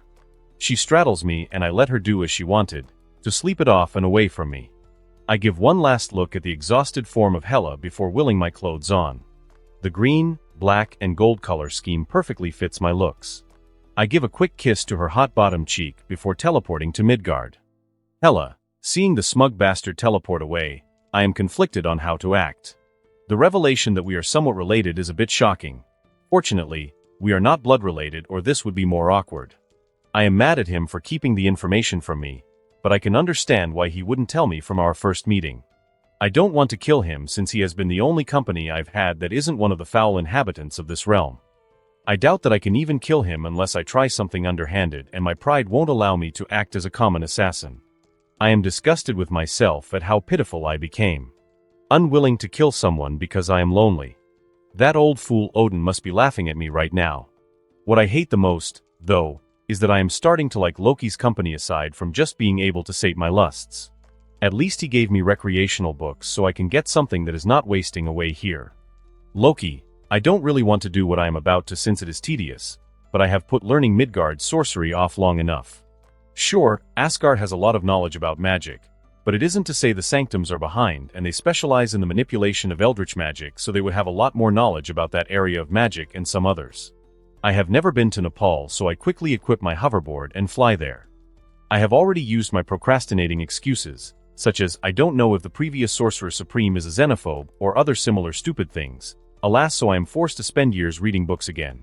I am not going to show my clone spell to random people because I don't trust them, and even on Asgard all my family and Heimdall know of it. I quickly arrive at Kamartaj. Luckily, I got the location from the rogue sorcerer I killed back in the day. My mother always said to give a gift to the people you visit, so as not to appear too rude, so I summon a box with something truly special in it. Walking to the guard sorcerer, I give him the box and say, "Pizza time." It truly is the perfect gift. I think to myself, since pizza isn't even invented yet. Expecting him to take it, the bastard just let it fall on the floor. I stare between him and the pizza, absolutely shocked that he would disrespect pizza so brazenly. Inhaling a breath to calm myself. It wouldn't be appropriate to kill someone from the place you want to learn their magic from. You may enter, but be warned, any malicious activity will not be tolerated. This pretentious little shit, I thought before walking in. Just as I was a few meters away, the box exploded and he was turned completely pink. From his skin to his hair. It will fade in a month. Do not say I am not a benevolent god. I ignore his outrageous shouts. More than he deserves, I thought. Sometimes I surprise myself with my generosity. If it were any other day, he would have already been killed. Who does he think he is to disrespect me? My shit is worth more than him, not that I have to shit. Since I improved my waste disposal centuries ago. He most likely thought I was just a random noble who wanted to learn sorcery and thought himself above me because he can use magic. Probably not the best first impression I am making, but at least I am teaching one of the people here not to be so disrespectful. I walk by a few monks who are training in a courtyard. One sorcerer coming from a different direction walks up to me. I am Master Sherfu. The Sorcerer Supreme is expecting you. Follow me. I follow the Asian-looking monk. Along the way, I see a lot of different artifacts. I control my greedy and curious fingers from snatching and studying them. After a while, I enter a room with a bald lady sitting at a table drinking tea. Hello there. I greet her and see that she has the Eye of Agamotto on. You know, most people would be more cautious when it concerns an infinity stone. Prince Loki, what can we masters of mystic arts do for you? She says as she peacefully sips her tea. I am not really surprised she knows about me. Jormungandr had a run-in with a few of these people a while back. I don't really overly covet the time stone. I would rather not weaken a group of people who keeps a lot of cosmic being out of this dimension. For starters, I wouldn't mind some tea. She gives me a full cup of tea. I start sipping. To be honest, I would like to study here. She gets a thoughtful look and thinks for several. I would allow it if you agree to protect the Earth for the 1,000 years if needed. Is that all? Asgard has been a protector of Midgard for thousands of years, and it would continue to be so for the foreseeable future. She nods. That is all I ask, but I prefer your personal touch. She most likely decided on this concession since she likely knows disallowing me admission to study here wouldn't be smart since I am a prince of a realm that rules many others. I nod and watch as she comes closer to me and touches my chest. I am transported from my body to the astral plane. From there it was basically an LCD trip as I traversed thousands of dimensions in a split second. It truly was beautiful and scary how small you are in the grand scheme of things. Luckily I had my memory so I can relive this breathtaking scene as much as I want. Damn, that's a rush. I let out a few gasps. I haven't felt like that since I ate a few magical mushrooms on Asgard. She chuckles. As expected, you took it better than most. Please, a random planet outside of this galaxy worships an eldritch being because I got drunk and used my magic to visit in the shape of a tentacle monster. I doubt a lot of things can faze me. Okay, let's start our first lesson. The language of the mystic arts is as old as civilization. The sorcerers of antiquity called the use of this language spells. You can call it a program, the source code that shapes reality. Different from Asgardians, who can use magic from their own reserves, we harness energy drawn from other dimensions of the multiverse to cast spells to conjure shields and weapons to make magic. She gives me a quick rundown of things. Since you are known to be a magic practitioner, I don't doubt you can learn on your own. You can readily make use of the library. Would you prefer to stay here or live somewhere else and teleport back every time? I would prefer to stay somewhere else, plus it has been a while since I have visited Midgard, so I want to enjoy what new innovations this century brought. From then on I began to read and study the books with speed unlike another. I almost pity the people who have to spend 5 minutes on a page just to remember it when I can only glance at it and achieve a better effect. It has been a year since I joined and I had the brilliant idea to use mind magic to make studying somewhat enjoyable. I was always afraid of using mind magic on myself, but I have long since improved my skills for it to be completely safe for me. When I wasn't reading, I was practicing the sorcerer's magic, which consisted of screwing around with eldritch magic as well as messing around with dimensions. Those were the areas that were more advanced than the Asgardian version since they specialize in that area. The portal thing is fun, though it is slower to use than my usual teleportation. Hella, I was busy reading one of the books Loki wrote, A Song of Ice and Fire, when I felt someone teleport near me. I looked up and saw Loki standing there with a smile that I have gotten familiar with, one that told me he was about to do something stupid. Before I got a chance to reply, an orange glow of energy started opening up behind him. Many more of those circles of eldritch energy opened up behind him. Hella, dear, if you want to emulate Gilgamesh with that one-trick pony thing you call a fighting style, I will probably show you how to do it. As he finished saying his statement, thousands of ice spears flew out, all aiming for me. I doubt I could dodge, so I created a shield in front of me and dodged as I felt a portal opening up from behind and a spear coming from behind. I look over at him laughing madly and have a sudden urge to kick his balls in, but I like those too much to willingly destroy them. I regret scoffing at his title of God of Chaos. I could understand magic since he harasses anyone who only specializes in one field. I see it now. He is unpredictable in his stupidity, truly a god of chaos. Loki, sitting in the bath with Hela sitting against my chest, washing all the blood off of Hela and myself. You better have a good explanation, she says. I wanted to see if my new move would be effective for my fighting style, and judging by your wounds, I say it works perfectly. She sighs and rubs her temple. I can't believe you sometimes. It feels like I am talking to a child. Let me guess, you still live in your palace with your parents too? What? Of course not. I lie unconvincingly. She turns around and looks at me for a second before laughing. I can't believe you still live with your parents. Don't you have a child? I can't believe I have such a shameful lover. Damn, she has me there, I think. Aren't you technically homeless? Living worse than a commoner on Asgard.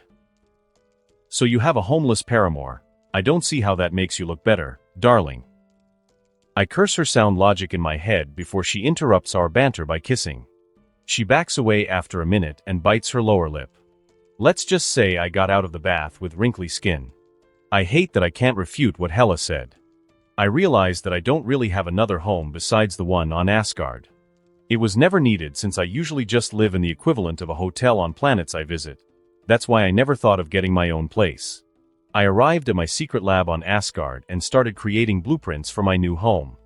I am not settling for creating a home that isn't divine. I began writing ideas. I want a mobile home in case some random schmuck decides to destroy the planet I am on. I think I am going to make my home be 100 kilometers all around. Creating a clone to continue with the blueprints, I go towards my vibranium cache. I made a plan a while back to find a method to increase my vibranium amount, so I turned to what I know best, and that's magic and alchemy specifically. Unfortunately, I can't perfectly replicate URU since it is magical metal, but I have studied and can replicate vibranium, and I am not making my home out of basic materials such as steel, wood, etc. While the clone was behind the science, I was busy creating the materials. It takes a few weeks to make all the vibranium that I will need. Unfortunately, my inner perfectionist delays the progress of the plans, and that took months. I have decided to create an artificial planet like Asgard, except it will be constantly moving except when I turn that feature off. When I finally finished with the plans, I, along with my clones and several robots, began with the engineering progress. As soon as I got the estimates of how long it would take, I wanted to cry, but I shouldered on with the use of mind magic to get me to stop being a lazy bastard and do the job. We spend years building the artificial planet and the houses as well as other things on it. Only my family and other people I invite will be allowed to visit, so I didn't have to build too many houses. After I finished the planet, I just lay in the bed in my manor. Perfectum, I thought to myself, should be the name of this planet, since, in my opinion, this new home of mine is the closest thing to perfection. After relaxing in the bed to dispel my weariness, I go to the planet's control. Oracle, love, set a course to Midgard, I say. Are we going to collect young master, Jormungandr? Oracle asks. Yes, we will see if he wants to move here, and even if he doesn't want to, too bad for him. I am still his father, and my word is the law. I am sure he will agree with you, master. Midgard is primitive compared to Perfectum. What if he gets lonely on here since you won't allow other social creatures to live here? Oracle states. I give her statement a thought. True, so make new animals that can inhabit Perfectum, but not any sapient. I don't want others to ruin my work. As you wish, sir. She replies. While we fly towards Midgard, I entertain myself by watching theater. All the plays or dramas that Asgard made, I asked Oracle to record since we, unfortunately, don't have movies, etc. It doesn't take too long for me to arrive near Midgard. I created the planet to be able to hide from the most magical and technological means, so I don't have to worry about somebody thinking I am coming to invade. Teleporting to near the Atlantic Ocean, where I can sense Jormungandr. I wait for him on the shore and send out a magical signal that only my children can detect. It takes a few minutes, but soon a massive snake comes out of the water. Father. My son spoke in a hoarse voice that could kill ordinary mortals. Why do you have to be so loud? Do you get your kicks from damaging people's ears? I say as I rub my ear to get rid of the echo. He just chuckles at my suffering. I am sorry, father, old habits. He replies, not really sorry. It just shows I am not the best person to raise a child if they end up like this. Sure you are, kiddo. Come, I want to let you see your new home. He quickly becomes intrigued. New home? Did you finally decide to move out from under your parents' roof? You know, Midgardians usually move out at the start of their adulthood. I become annoyed at another person finding humor in the situation that I, a few centuries old man, still live with his parents. Listen here, you little shit. Technically you too live with me there and will continue to live under my roof for hundreds more years for your insult. So it would be rather hypocritical for you to laugh at me. He grumbles and lets me teleport us to Perfectum. Even though Jormungandr is a cheeky brat, he is completely loyal, but I don't see a problem with him running his mouth a little with me. We arrived in a beautiful forest I created. Some trees have purple crystal leaves with beautiful violet wood, while others are different but still fantastical. Beautiful. A far smaller Jormungandr, it says. Of course it is beautiful, I made it. I say proudly. We spend the whole day exploring Perfectum. It was a nice father-son bonding trip, I thought. He made a nearby lake his home and used transfiguration to improve things to make himself more comfortable. It is a bit empty though, no sea life or any wildlife. Jormungandr said. Oracle is busy and you can use magic to speed up the progress. There's no reason to just sit there and complain.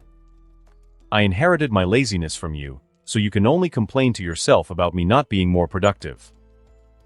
I scoff. That is not how genetics work, you brat. Plus I don't see you creating masterpieces like these. Well, you said you would create siblings for me and you just never did it because, according to you, it takes too long. You have a point, but at least I sometimes get up, unlike you. We banter for longer, with me getting Jormungandr to stop being lazy and help Oracle with populating Perfectum. Reminds me of my previous life when my mother would get me to do all the tasks that she was too lazy to do before I found out I was sick. A lone tear streams down my cheek at the memory before I dismiss my grief for my previous life. After my day with Jormungandr, I set the course of the planet to Asgard. I can't really move out if the people I move from don't know I vacated their place. I spend the time that it would take to travel to Asgard to begin a new project. Since I don't want to keep visiting Hell, I decided to create a temporary body for Hela to inhabit. Since it is mainly her main body that is forced to stay on Hell. Of course, her body's capabilities will be barely above human standards since I know her faults and I don't want to see Ragnarok happen to Asgard yet. I am not normally this generous, but since this task isn't time-consuming, I can do it to keep busy while I go to Asgard. Hela is lucky I need something to do to prevent a bit of boredom. I surprise myself sometimes with my generosity. Unfortunately, it took less time than I thought it would, which caused me to still have plenty of time before I would arrive at my destination. While waiting, I start to draw my favorite lovers with Elsa first and then Hela. Art is truly a relaxing hobby and I can gift it to them when I do something to upset them. I should probably visit Elsa more since I feel like I am neglecting her a bit. It is for this reason that I wouldn't even think about getting a harem. Sure, I can keep up sexually, but I wouldn't be able to emotionally satisfy all of them. People who aren't emotionally satisfied would usually stray, and even though Elsa can't since I kind of messed with her mind to remain faithful, I am not cruel enough to want to neglect her. Centuries of companionship can lead most people to feel bizarre levels of affection for each other, and I am unfortunately included in that list. Jormungandr POV. Slithering along the surface of the Perfectum, I had to again marvel at my father's genius. Ever since I was little, I worshipped the ground my father walked on. It is only after I learned that he doesn't take people who worshipped him seriously that I concealed that fact, but my worship for him has never faded, and I am sure he knows. My snark is mostly a result of how I hide my submissiveness to him. Though I am not really happy to be forcibly moved here since there are literally only 3 sapient people here, and I enjoy mingling with the mortals of Midgard. I know Oracle will mostly focus on creating animals not of Midgard, so I will transfer a few of them to Perfectum and afterwards just let them breed to increase their population. Loki POV. I finally arrive near Asgard. I look at the flat planet that would give those flat earthers in my previous life the fattest erections. I am interrupted by my mockings by Oracle. Sir, it would seem someone has used mind magic on a large number of soldiers to try and conquer Asgard. I frown a bit and question how someone can be so stupid as to try to conquer Asgard with soldiers that Thor can easily defeat with that cheat of a hammer he was given if he is given enough time, and I am not even going to mention the Allfather or Mother. Who is the fool who doesn't know more effective suicide methods? I ask. The sister of the woman who is obsessed with Thor, she says. Damn, Amora has a sister, I thought. I hope she isn't as Yandra as Amora, but then again, she used Asgard's weakest to fight their highest power, which is Thor, Odin, the Destroyer, etc. So she definitely isn't exactly sane. Damn Asgardians and their pitiful mental defenses, in my opinion, they deserve to be mind-graped. If you are too stubborn to improve them, you don't have the right to complain. Even just medicating can improve it a bit. It is like they are inviting people to mess with their minds. I say not happy with their arrogance to forego improving in aspects that aren't battle. Why haven't Thor or my father solved this yet? It appears that the All-Father is in Odin's sleep. She says, relying on information from the secret cameras that I installed around the palace. I sigh at having to deal with someone that would barely make me exert any effort. Perfectum moves above Asgard and I step off the edge of the planet and begin to free fall. Meanwhile in the palace, has Heimdall found the foul sorceress? Thor asks, clearly aggravated. Sif moves forward. Yes, but he says she has a few escape zones prepared if you move to attack. Thor became distraught at the news and smashed a nearby pillar to alleviate a bit of frustration. Okay, all we have to do is find a method to get rid of the magic she used on the men or sneak in. He says with a frown.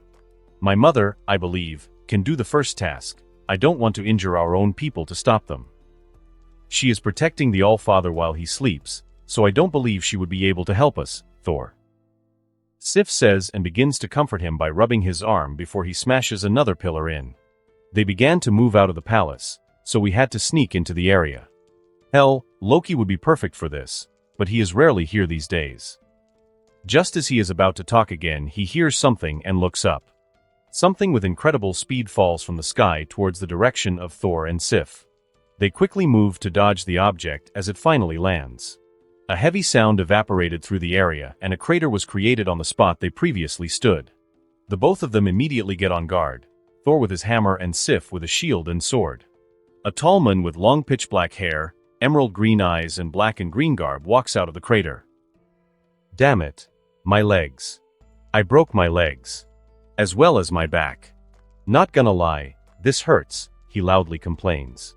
Oi, Weatherboy, I saw you. Come help me stand up.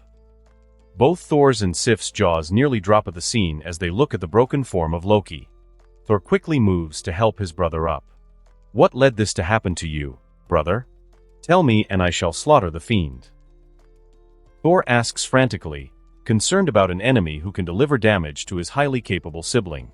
I thought it would be a cool-looking entrance and I wanted to see if my durability could handle it. 0 out of 10 definitely won't try it again. Cracks are heard as Loki's injuries quickly start healing at a shocking speed. Thor starts to laugh at the chaotic nature of his brother to do stupid things. Ha, and you complain about me doing reckless things. The difference is that I only do it when it isn't a serious moment. Loki before let out a thankful sigh as he could finally stand on his own. Does what is happening here not count as a serious moment? Loki scoffs. Of course not, this case is easily solvable. You would say the same if you actually took your magic studies seriously back in the day. I am surprised you aren't one of her thralls, to be honest, with your pitiful mind defense. Thor lets out an indignant snort at him. Please, the witch can't so easily take me. I am a son of Odin, I am mighty. Loki just snorts at his brother's arrogance. Alright, let's just handle this situation quickly, I have places to be. So how do you want us to do this, Thor? I ask. I can use illusion magic to allow us to easily infiltrate her or an area of effect spell that will break her spell, but they will need to be in the same place. Infiltration will be the most efficient since it would be difficult to get everyone in one place and I doubt you would individually break the spells. Thor says and I nod at his words since I really won't volunteer for such tedious work. What should I do? Sif asks and I realize I have completely ignored her. Not surprising since our relationship is a bit complicated. Guard the palace while we solve this situation. I order before waving my hand around, transforming into one of the soldiers. Thor and I quickly head to the location Heimdall gave them. While we are heading in that direction, we see plenty of soldiers going towards the palace, most likely to besiege it. I laugh at their foolish decision since the destroyer can make quick work of any one of them. Shouldn't we stop them, brother? What if they attack? Thor asks. Don't underestimate Asgard's defenses, brother. Most that do don't get to live past the day. We quiet down and I turn us invisible since it would be suspicious if one of her soldiers returned now that they were sent to engage the palace. Quite unfortunate since I wanted to see Thor's acting skills and how he would convince them that he was one of them. I should probably be more upset about this situation since a lot of the Einherjar are dying. With more deaths on our side since our soldiers don't want to kill the others since they know they are doing this without their control. At most I just find this situation irritating and let out a bit of frustration. The area where our villainess of the day made her base was in a desolate area of the forest. We approached and I looked at it and saw hundreds of soldiers surrounding it. There seemed to spells to conceal the area, but very few can hide from Heimdall and a lot of people underestimate his gaze. It took me decades to find a way to fool his sight, and I am not just talking about becoming invisible but letting him see things that are not really there, etc. I sigh at the number of people she has under her control, admiring her skill with mind magic for a minute. There are a few detection wards, but nothing special, and I use my superior magical knowledge to easily hide. Activating a scrying spell, I look at where her escape points are. It seems that she has a teleportation gate. Not bad, I thought, but it isn't powerful enough to get her off-world. That portal looks like her method of escape, and if she has any other methods, I could easily track her. I whisper to Thor and I see him just nod. Although he was invisible, I could see perfectly and he, in turn, saw me. Give me a second, I will sneakily destroy her escape method.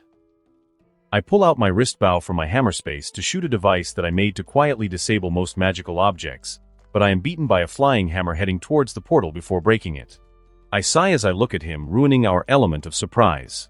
Oops, I thought you wanted to break it and heard the last part of your sentence too late. Thor says sheepishly while rubbing the back of his head. Well, at least it would be more fun like this, I say. The mind-controlled Einherjar immediately rush us and Thor summons his hammer back while getting in a combat stance. I, meanwhile, turn into a dragon that has a paralyzing breath so that I don't instantly kill them since they are still my people. Parry this, you filthy casuals. I grumble in my deep draconic voice before breathing on most of the warriors nearby, watching as they drop like flies. I see a few of them cower at my display and a beautiful brunette in the distance. A scowl marred her face and she began to give orders to the archers to shoot from the distance. Unfortunately for them, dragon skin is quite durable and I began to move forward, hitting anyone with my body where my breath couldn't reach. Thor, meanwhile, is taking on several of them on his own, summoning lightning wherever they are surrounding him.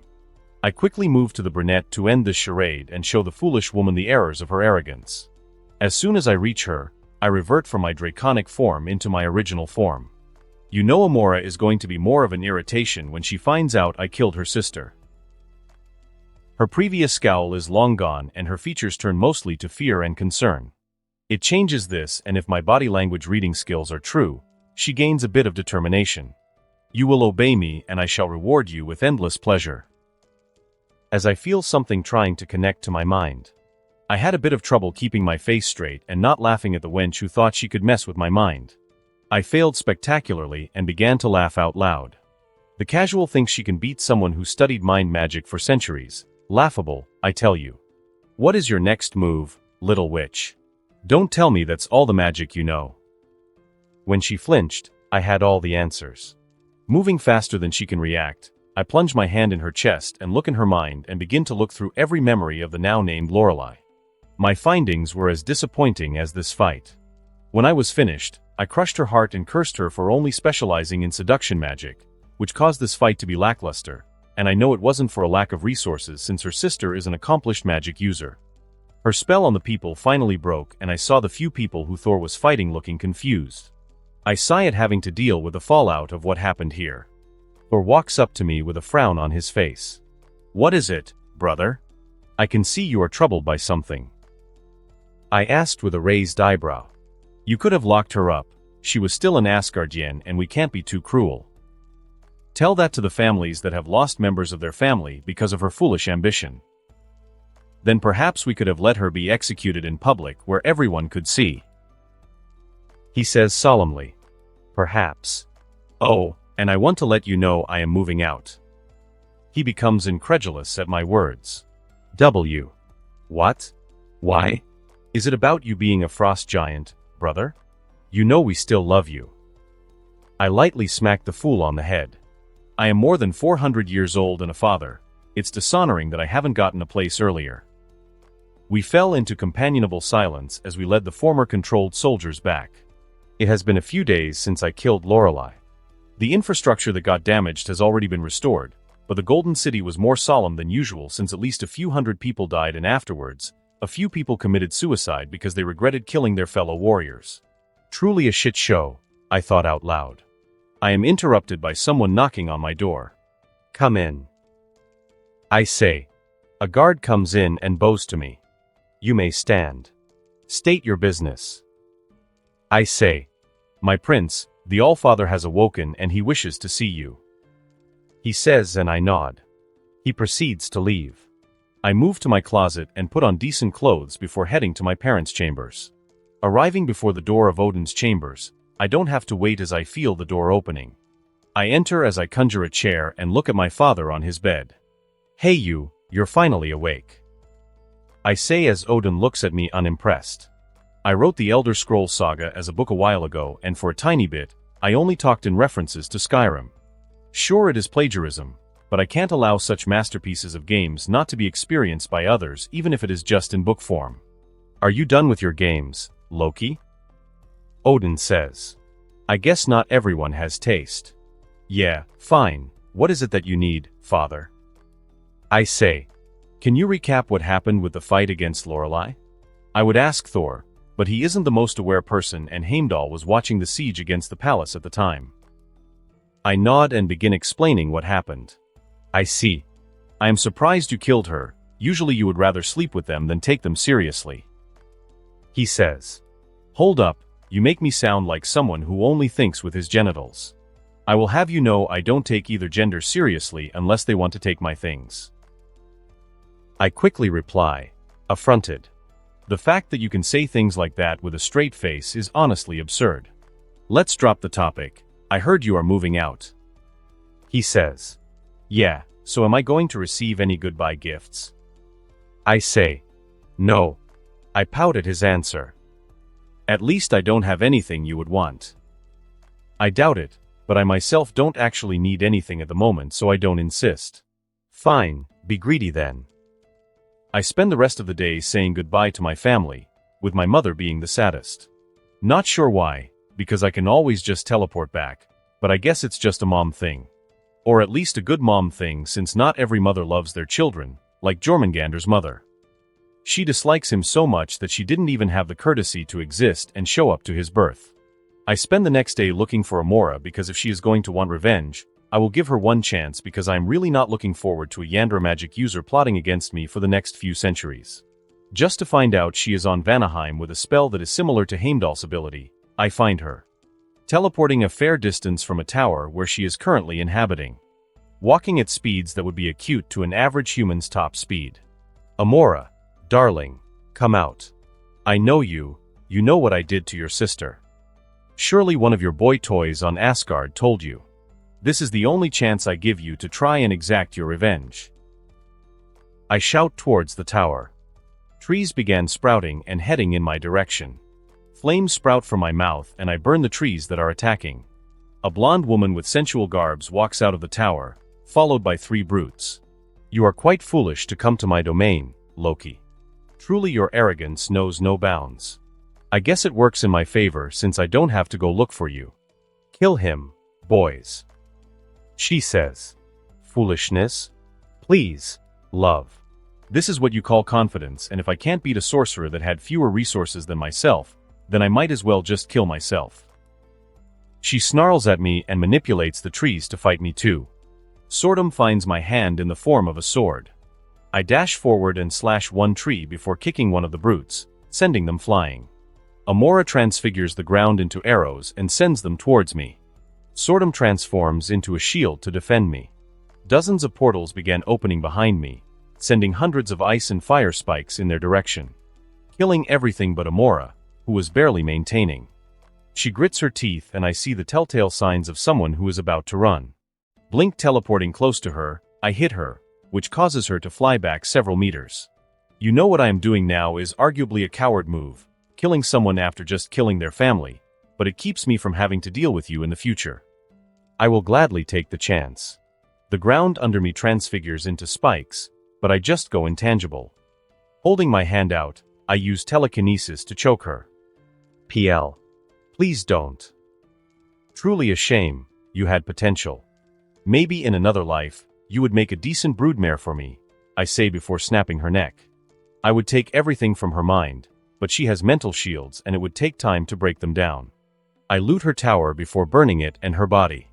I lie on my back while Elsa bounces up and down on my shaft. I enjoy the way her C-cup breasts bounce and the moans she lets out. I have missed this. I say as I caress her tired body while she gives me a quick peck before laying down on my chest. You only have to visit me more.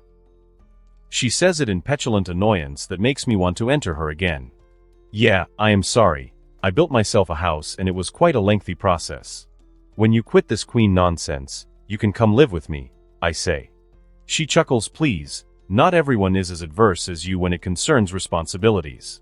Although it would have been nice to have you sitting on a throne next to mine. I would have you make my lap your throne, but sometimes your desires can't get filled. I say, imagining the beautiful scenario. I like that image, all your bitches would see who you belong to. I chuckle at her possessiveness. Fortunately, it is not the same way I show mine. Otherwise, I would have to watch out for her mind controlling me to be loyal to her. We enjoy the silence for a minute. Elsa mumbles something and I look at her curiously. What is it, my love? I ask. I want to have your child. She says, making my eyes widen in surprise. What has brought this on, dear? I inquire out of true curiosity since I have wanted to put my bun in her oven for quite a while. If I had given you permission to inseminate me, you wouldn't have to go to others to fulfill your breeding fetish. I laugh at her words. Please, I don't have a breeding fetish. If I did, you would see plenty of gorgeous geniuses running around. Please, when we first made love. When I told you I used protection, you honestly looked disappointed. I huff at her true words. Hey, I was still young and the thought of a queen giving birth to my bastard was an exciting thought at the time. Well still, I am serious. I wouldn't mind giving birth to your child. I don't have a problem with it, and Jormungandr has been getting lonely. Our lovemaking session starts over again. When the morning approached, my elven queen was basically bloated with my baby makers. I don't even want to ask. Hela says as she looks at the replica of her body, positively confused. She moves forward and begins fondling it and herself to compare it. Stop that. Its looks are exactly the same as yours and most of the sensations. It is only lacking your strength, I say as I look at her rubbing the sensitive zones on the copy of herself. Yes, even the erogenous zones. You can. Stop, you look weird.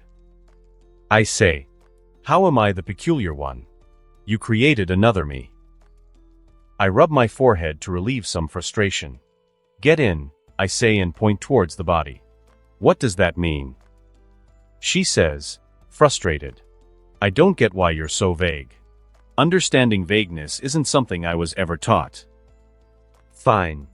I want you to put your consciousness in this body because, frankly, this drab you reside in isn't really pleasant and I would much prefer our little rendezvous to be at my home. I elaborate. Her eyes widen at my words and she quickly dashes in my direction. Before I have time to question what she is doing, she envelopes me in a hug and buries her head in my chest. Realizing this is probably the most emotional display she has shown to me, I don't ruin the moment by quipping something stupid. I guess even Hela can show a vulnerable side. It just goes to show how terrifying forcible isolation can be. If it can turn an egotistic woman into an emotional wreck. To think the guy who did this to her was her father, and something worse is the same person who did this as my father. I can feel chills already imagining Odin trying to lock me into my own personal prison. Not that I would give him the chance though.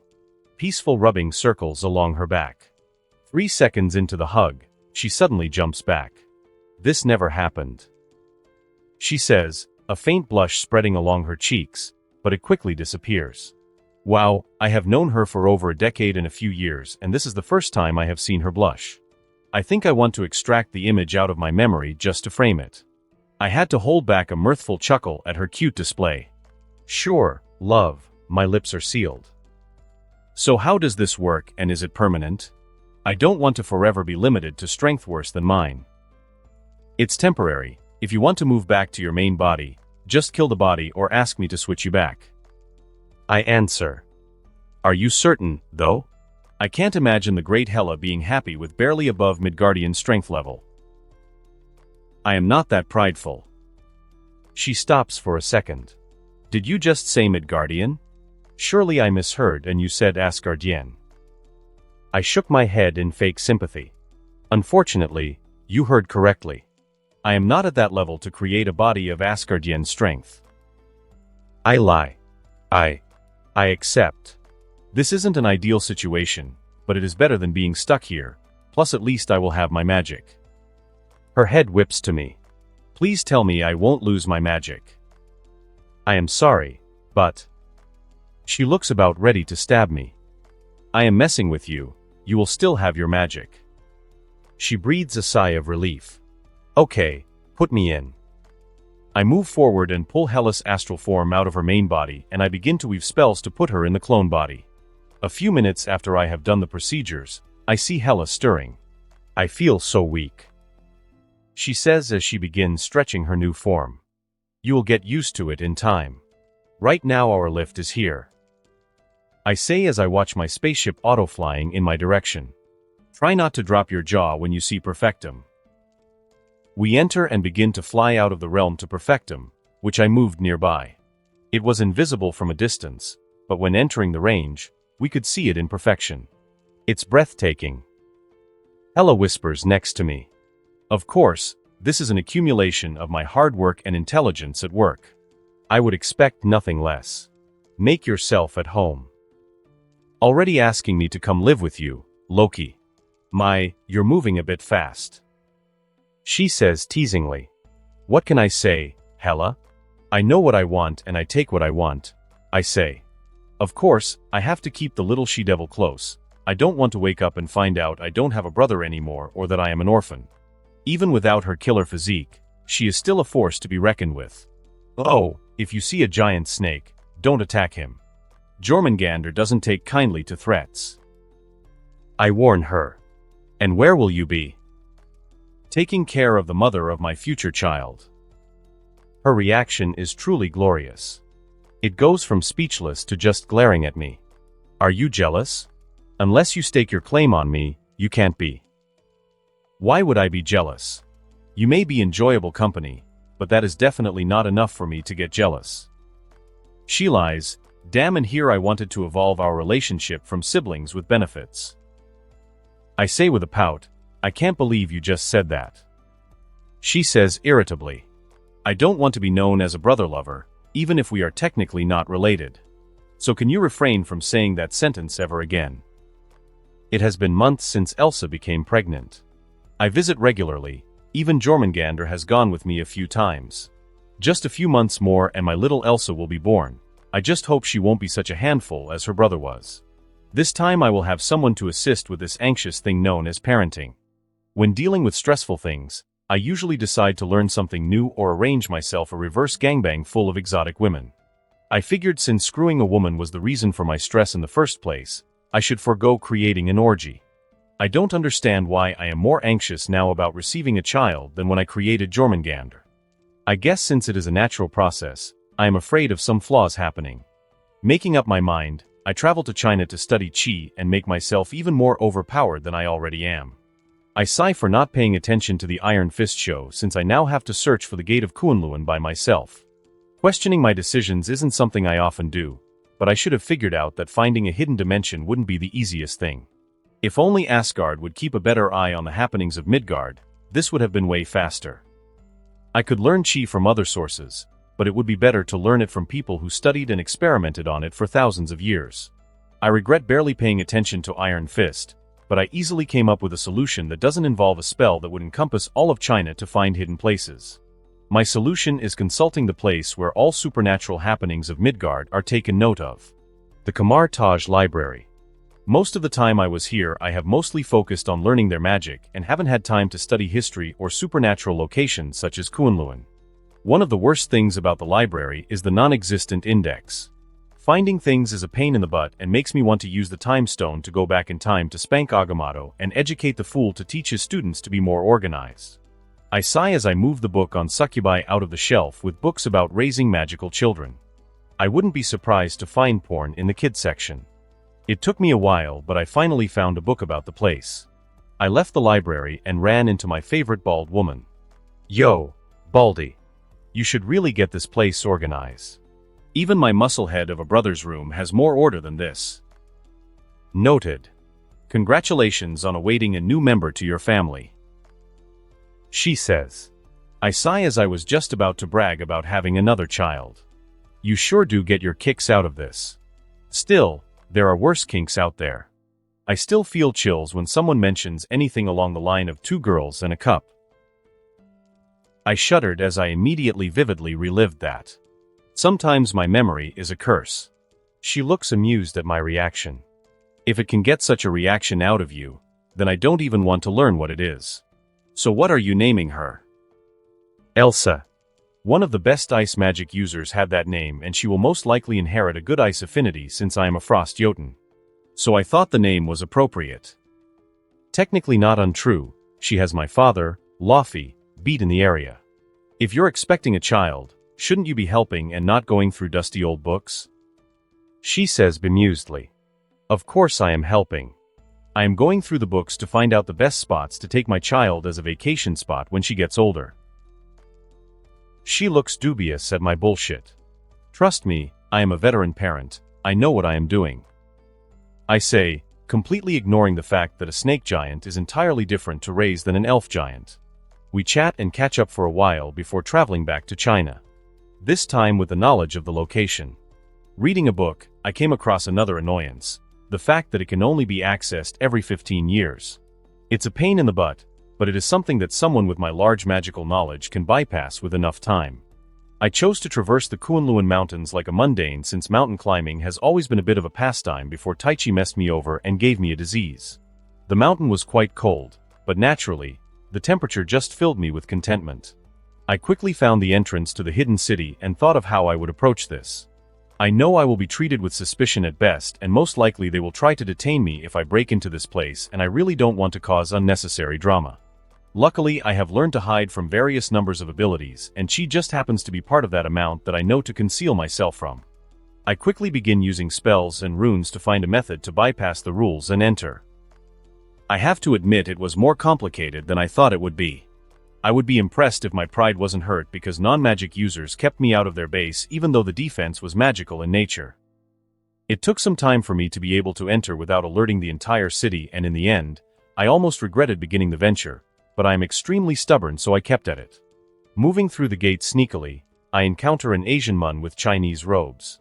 The current Iron Fist, I presume, is the guardian of the gate. Faster than any normal person could react, I grab his face and immediately dive into his head. I go through everything he knows about the place as well as his knowledge of Chi. When I am finally done, I remove the knowledge of my presence from his memories. Chi is a mystical form of energy that is present in every life form. As a weapon, Chi is capable of generating an internal force that removes the need for charging momentum. Basic stuff. I got out my Iron Fist, buddy. I change my looks as I get ready to spend a while here to make Chi my bitch and to increase my list of fighting styles I have mastered. To think I am doing all of this because I don't want to deal with a hormonal pregnant woman. After changing my looks into one of the residents, I head forward and begin going to a nearby settlement, and the first place I am heading to is the library. No wonder I was somewhat bullied for being a nerd in my previous life, that and being essentially a teen in university. And that concludes this episode. If you enjoyed it, I'd seriously love it if you guys could leave a like on the video, as it genuinely helps out so much, and it keeps me going, plus it takes only 1 second. That said, have a wonderful day. See you in the next one.